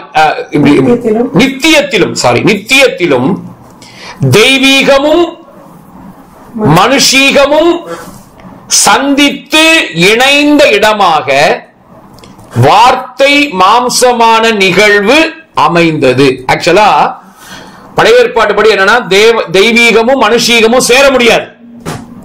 சரிங்களா? ஏன்னா அவங்களுக்கு என்ன அண்டர்ஸ்டாண்டிங்னா, தேவனை பார்த்தாலே செத்துருவோம். மோசே எங்கிட்ட பேசாதப்பா, அதான் அவனுடைய நினைப்பா இருந்துச்சு. ஆனா இப்போ வார்த்தை மாம்சமான உடனே தெய்வீகமும் மனுஷீகமும் அப்படியே சந்திக்குது, 2 இணைஞ்சிருக்கு. அதனாலதான் இயேசு பரமேறி போகும்போது மாம்சத்தை விட்டுட்டு போகாம மாம்சத்தோடய அங்க போயிருக்காரு. இப்ப படிங்க, 1 தீமோத்தேயு 2ஆம் அதிகாரம் 5, 6 வசனம், அப்புறம் 1 தீமோத்தேயு 3:16. தேவன் ஒருவரே, தேவனுக்கும் மனுஷருக்கும் மத்தியஸ்தரும் ஒருவரே, எல்லாரையும் மீட்கும் பொருளாக தம்மை ஒப்பு கொடுத்த மனுஷனாகிய கிறிஸ்து இயேசு இவரே, இதற்குரிய சாட்சி ஏற்ற காலம் விளங்கி வருகிறது. சோ தேவனுக்கும் மனுஷனுக்கும் மத்தியஸ்தர் ஒருவரே இருக்குல்ல, அந்த மத்தியஸ்தர் அப்படின்னு என்ன அர்த்தம்னா சந்திப்பின் இடம் அப்படின்னு அர்த்தம். தெய்வீகமும் மனுஷீகமும் சந்திக்கிற, அப்படி இணைந்து சந்திக்கிற இடம். ஓகேங்களா? அதனாலதான் யோவான் 14:9 நீங்க அதை குறிச்சுக்கோங்க. நம்ம ஏற்கனவே படிச்ச வசனம் தான். என்னை கண்டவன் பிதாவை கண்டான்னு மாம்சத்துல இருக்கும்போது தைரியமா சொன்னார் நம்முடைய ஆண்டவர் யேசுவா. சரிங்களா? சோ இப்படிப்பட்ட இயேசுவை நம்ம பெற்றிருக்கோம் பாருங்க, எவ்வளவு பெரிய பாக்கியம். அடுத்து 5வது, அவருடைய சரீரத்தில் தேவத்துவத்தின் முழுமையும் வாசமாயிருக்கிறது. கிரேக்க தத்துவத்தின்படி சரீரங்கிறது ரொம்ப கெட்டது, மாம்சம் வந்து கெட்டது, இந்த உடம்பு வந்து கெட்டது. இந்த உடம்பை வச்சுக்கிட்டு ஆண்டவரெல்லாம் பிரியப்படுத்த முடியாதுங்கிறது அவங்களுடைய எண்ணம். ஆனா இங்க அழகா போட்டிருக்கு, தெய்வத்துவத்தின் முழுமையும் எங்க இருக்கான்? அவருடைய சரீரத்தில், இயேசுவினுடைய சரீரத்துல வாசமாயிருக்கு. கொலோசியர் 2:9. கொலோசியர் 2ஆம் அதிகாரம் 9ஆம் வசனம். ஏனென்றால் தேவத்துவத்தின் பரிபூர்ணம் எல்லாம் சரீர பிரகாரமாக அவருக்குள் வாசமாய் இருக்கிறது. தேவத்துவத்தின் பரிபூர்ணம் எல்லாம் சரீர பிரகாரமா அவருக்குள்ள இருக்கு. அதனாலதான் காற்றையும் கடலையும் அதற்றாரு, அவரை தொட்ட யாவரும் சொஸ்தமானார்கள் போட்டிருக்கு. பிசாசுகள் எல்லாம் பார்த்து அவரை பார்த்து நடுங்குது. சரிங்களா? அடுத்து 6வது, பிதா எந்த ஆழ்தன்மையில் இருக்கிறாரோ அதே ஆழ்தன்மையில் தான் இவரும் இருக்கிறார். சரிங்களா? பிதா எப்படி இருக்காரோ அதே மாதிரி அவருக்கும் இவருக்கும் எந்த வித்தியாசமும் இல்லை. தனித்தனி நபர்களா இருந்தாலும் பிதா எந்த விதமான ஆழ்தன்மையில இருக்காரோ அதே ஆழ்தன்மையில தான் குமாரனும் இருக்கிறார். பிலிப்பியர் 2ஆம் அதிகாரத்துல 5ஆம் வசனம் நினைக்கிறேன். அவர் தேவனுடைய ரூபமாய் காணப்பட்டும் தேவனுக்கு சமமாயிருப்பதை அப்படிங்கிற வேர்ட் அங்க இருக்கிறத பார்க்க முடியும். 6ஆம் வசனம் பிலிப்பியர் 2:6. அவர் தேவனுடைய ரூபமாய் இருந்தும் தேவனுக்கு சமமாயிருப்பதை கொள்ளையாடின பொருளாக எண்ணாமல் தம்மைத்தானே வெறுமையாக்கி அடிமை ரூபம் எடுத்து மனுஷர் சாயலானார். சரிங்களா? அப்ப பிதாவுக்கு எந்த அதிகாரம் எந்த வல்லமை இருக்கோ அதே வல்லமை யாருக்கு இருக்கு? குமாரனுக்கும் இருக்கிறது. சரிங்களா? நம்ம பிதா திரியேகம் திருத்துவம்லாம் சொல்றதுனால பிதா பெரியவர், குமாரன் அவரோட கொஞ்சம் வல்லமை கம்மியானவர். இந்த ஜெகோவா விட்னஸ்காரலாம் அப்படிதான் சொல்லுவான். பிதா ஆல்மைட்டி காட், குமாரன் மைட்டி காட். பிதா சர்வ வல்லவரா, குமாரன் வெறும் வல்லவர் அப்படின்னு சொல்லிட்டு இருப்பானுங்க. அவங்களுக்கு இந்த விஷயம் எல்லாம் புரியாது. தெளிவா போட்டிருங்க, தேவனுக்கு சமமா இருக்காராம், பிதாவுக்கு சமமா இருக்காராம். அதனால தைரியமா சொல்றாரு, என்னை கண்டவன் பிதாவை கண்டான். அதனாலதான் சர்வத்தையும் அவர் தாங்கி பிடிச்சிருக்கார். எபிரேயர் 1ஆம் அதிகாரம் 1-2-3 வசனம் நான் முடிக்க போறேன். எபிரேயர் 1ஆம் அதிகாரம் பங்கு பங்காகவும் வகை வகையாகவும் தீர்க்கதரிசிகள் மூலமாய் பிதாக்களுக்கு திருமணம் பற்றின தேவன் இந்த கடைசி நாட்களில் குமாரன் மூலமாய் நமக்கு திருமணம் பற்றினார். இவரை சர்வத்துக்கும் சுதந்திரவாளியாக நியமித்தார். இவரை கொண்டு உலகங்களை உண்டாக்கினார். இவர் அவருடைய மகிமையின் பிரகாசமும் அவருடைய தன்மையின் சொருபமாய் இருந்து சர்வத்தையும் தம்முடைய வல்லமை உள்ள வசனத்தினாலே தாங்குகிறவராய் தம்மாலே தாமே நம்முடைய பாவங்களை நீக்கும் சுத்திகரிப்பை உண்டு பண்ணி உன்னதத்துள்ள மகத்துவமானவருடைய வலது பக்கத்தில் உட்கார்ந்தார். சோ பாருங்க, தம்முடைய வல்லமை உள்ள வசனத்தினாலே தாங்குகிறவர். நீங்க இன்னைக்கு எந்த இடத்துல இருந்தாலும் செய்வன பண்ணிட்டான், செத்தாவி வந்திருக்கு, சொத்தாவி வந்திருக்கு, இப்படி எல்லாம் நம்பிக்கிட்டு செய்வன மந்திரம் மாயம். அமாவாசை முடிஞ்சிச்சா? நேத்தா இன்னைக்கா? அமாவாசை கூட தெரியல, நமக்கு அப்பாவாசை தான் தெரியும். அமாவாசை வந்தா பேய் வந்துரும். அமாவாசை அன்னைக்கு தான் சர்வத்தையும் அவர் தாங்கி பிடிச்சிருக்காரு. சர்வத்தையும் அவர் தாங்கி பிடிச்சிருக்காரு.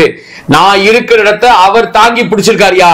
அவர் தாங்குதலுக்குள்ளதான் இந்த இடம் இருக்குன்னா எந்த செய்வனையும் எந்த மந்திரமும் எந்த அமாவாசையும் ஒண்ணும் பண்ணாது. அமாவாசை நல்ல நாளுங்க அது, சரியா? சோ அதனால சர்வத்தையும் அவர் என்ன பண்ணிருக்காராம்? தாங்கி பிடிச்சிருக்காரு. சரியா? சரி, அடுத்தது 7வது கடைசியா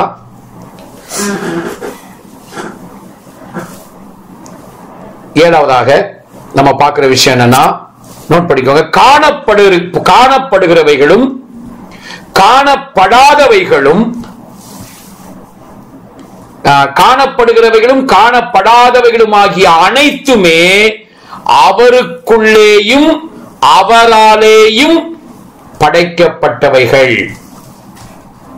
நம்ம பார்க்கிறது, நம்மளால பார்க்க முடியாம இருக்கிற படைப்புகள் எல்லாமே இந்த கிறிஸ்துவுக்குள்ள அவர் மூலமா தான் படைக்கப்பட்டிருக்கு. கொலோசியர் 1:16 நம்ம அதை படிக்கிறோம். கொலோசியர் 1:15, 16, 17 மூணையுமே வாசிங்க. அதரிசனமான தேவனுடைய தற்சொரூபமும் சர்வ சிருஷ்டிக்கும் முந்தின பேருமானவர். ஏனென்றால் அவருக்குள் சகலமும் சிருஷ்டிக்கப்பட்டது. பரலோகத்தில் உள்ளவைகளும் பூலோகத்தில் உள்ளவைகளும் ஆகிய காணப்படுகிறவைகளும் காணப்படாதவைகளுமான சகல வஸ்துக்களும் சிங்காசனங்கள் ஆனாலும் கர்த்தத்துவங்கள் ஆனாலும் துறைத்தனங்கள் ஆனாலும் அதிகாரங்கள் ஆனாலும் சகலமும் அவரை கொண்டும் அவருக்கென்றும் சிருஷ்டிக்கப்பட்டது. சகலமும் அவரை கொண்டும் அவருக்கென்றும் காணப்படுகிறவைகள் காணப்படாதவைகள் அத்தனையும் அவரை கொண்டும் அவருக்கென்றும் சிருஷ்டிக்கப்பட்டிருக்கு. அவருடைய கட்டுப்பாட்டுக்கு வெளியே இந்த படைப்புகள்ல எதுவுமே இல்லை. சரியா? பாதாளம் உட்பட. சரியா? பாதாளம் கூட அவருடைய கட்டுப்பாட்டுக்குள்ள தான் இருக்கு. ஓகே, சோ எதுவுமே அவருடைய கண்ட்ரோலை மீறி வெளியே நான் ஒரு தனி ராஜ்யம் அமைப்பேன் அப்படின்னு இந்த உலகத்துல எதுவுமே கிடையாது. எல்லாம் அவருக்குள்ள தான் இருக்கு. காணப்படுகிறவைகள் காணப்படாதவைகள் அத்தனையும். இப்ப நல்ல செய்தி என்ன தெரியுமா? இப்படிப்பட்ட தன்மைகளை உடைய கிறிஸ்து. அந்த ஏழை சொல்லுங்க, எப்படிப்பட்ட தன்மை உடையவர்? ஏழை மட்டும் படிங்க. இவர் பிதாவின் ஒரே பேரான குமாரன். பிதாவின் ஒரே பேரான குமாரனா இருக்கிற இந்த கிறிஸ்து, இந்த யெஷுவா, இயேசு. இவர்தான் மாம்சமான வார்த்தை. இப்படி மாம்சமான வார்த்தையா இருந்தார் இல்லையா இந்த கிறிஸ்து.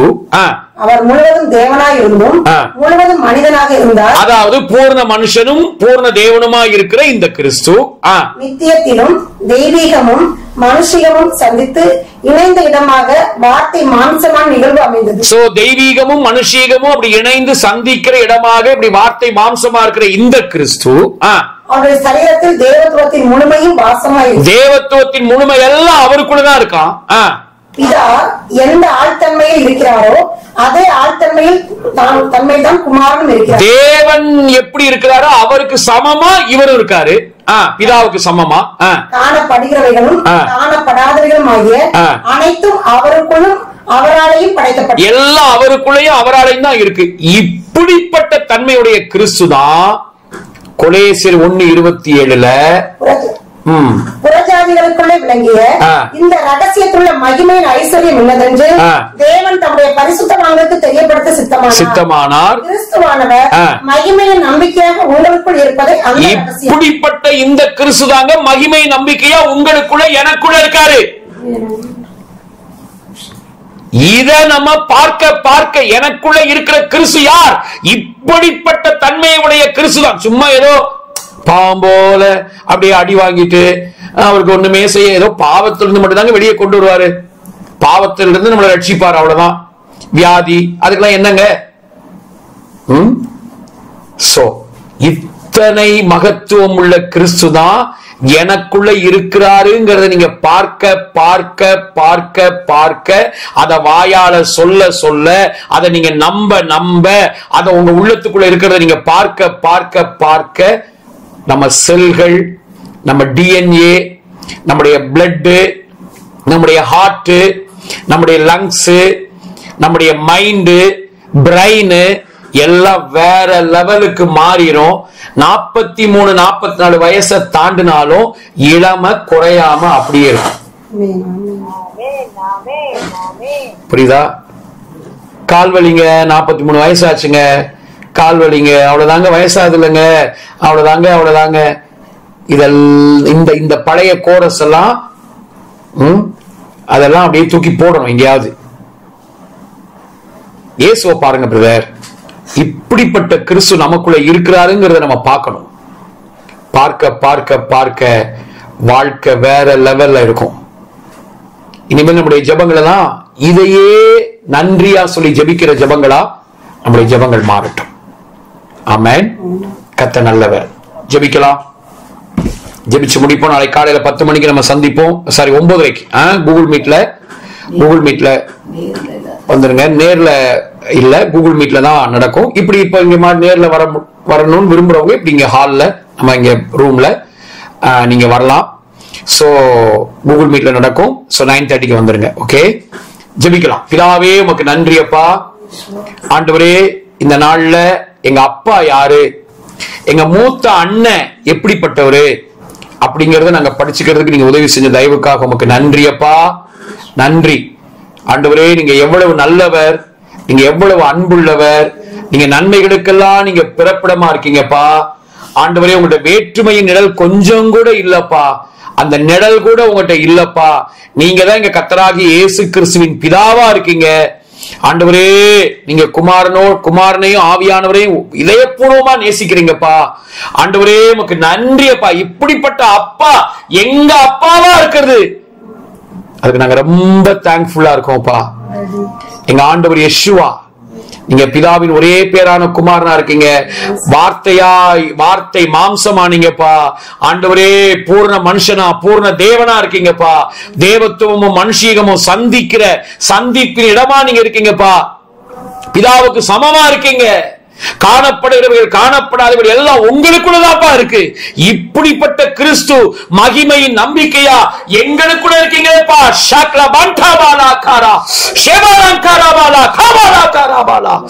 இவ்வளவு பெரிய அத்தாரிட்டி உள்ள தெய்வம் எங்களுக்குள்ள இருக்கீங்களப்பா. எவ்வளவு பெரிய பாக்கியம். உமக்கு நன்றி அப்பா, நன்றி. இதை நாங்க அடிக்கடி எங்க வாழ்நாளெல்லாம் இதை தியானிக்க, எங்க ஆழ் மனசுல சப்கான்சியஸ்ல இந்த ரியாலிட்டி போகிற வரைக்கும் நாங்க இதை சிந்திக்க உதவி செய்யுங்கப்பா. உங்க அன்பு கருத்துல ஒப்பு கொடுக்கிறோம். எங்கள் ஆண்டவர் யெஷுவா நாமத்தில், இயேசுவின் நாமத்தில் ஜெபிக்கிறோம் எங்கள் நல்ல பிதாவே. ஆமென், ஆமென். Thank you. Shalom, praise the Lord. நாளைக்கு நம்ம சந்திப்போம். ஒரு சின்ன பிரேக் நாளைக்கு இருக்கும். சோ ஒரு 10:30 மணி அப்படி பிரேக் இருக்கும். சோ எல்லாரும் வாங்க, கான்ஃபரன்ஸ் கால்ல வர்றவங்க அதுல வந்துடலாம். கர்த்தர் ஆசீர்வதிப்பார். Thank you. Shalom, praise the Lord. Amen. Praise the Lord. Yeah, praise the Lord. Praise the Lord.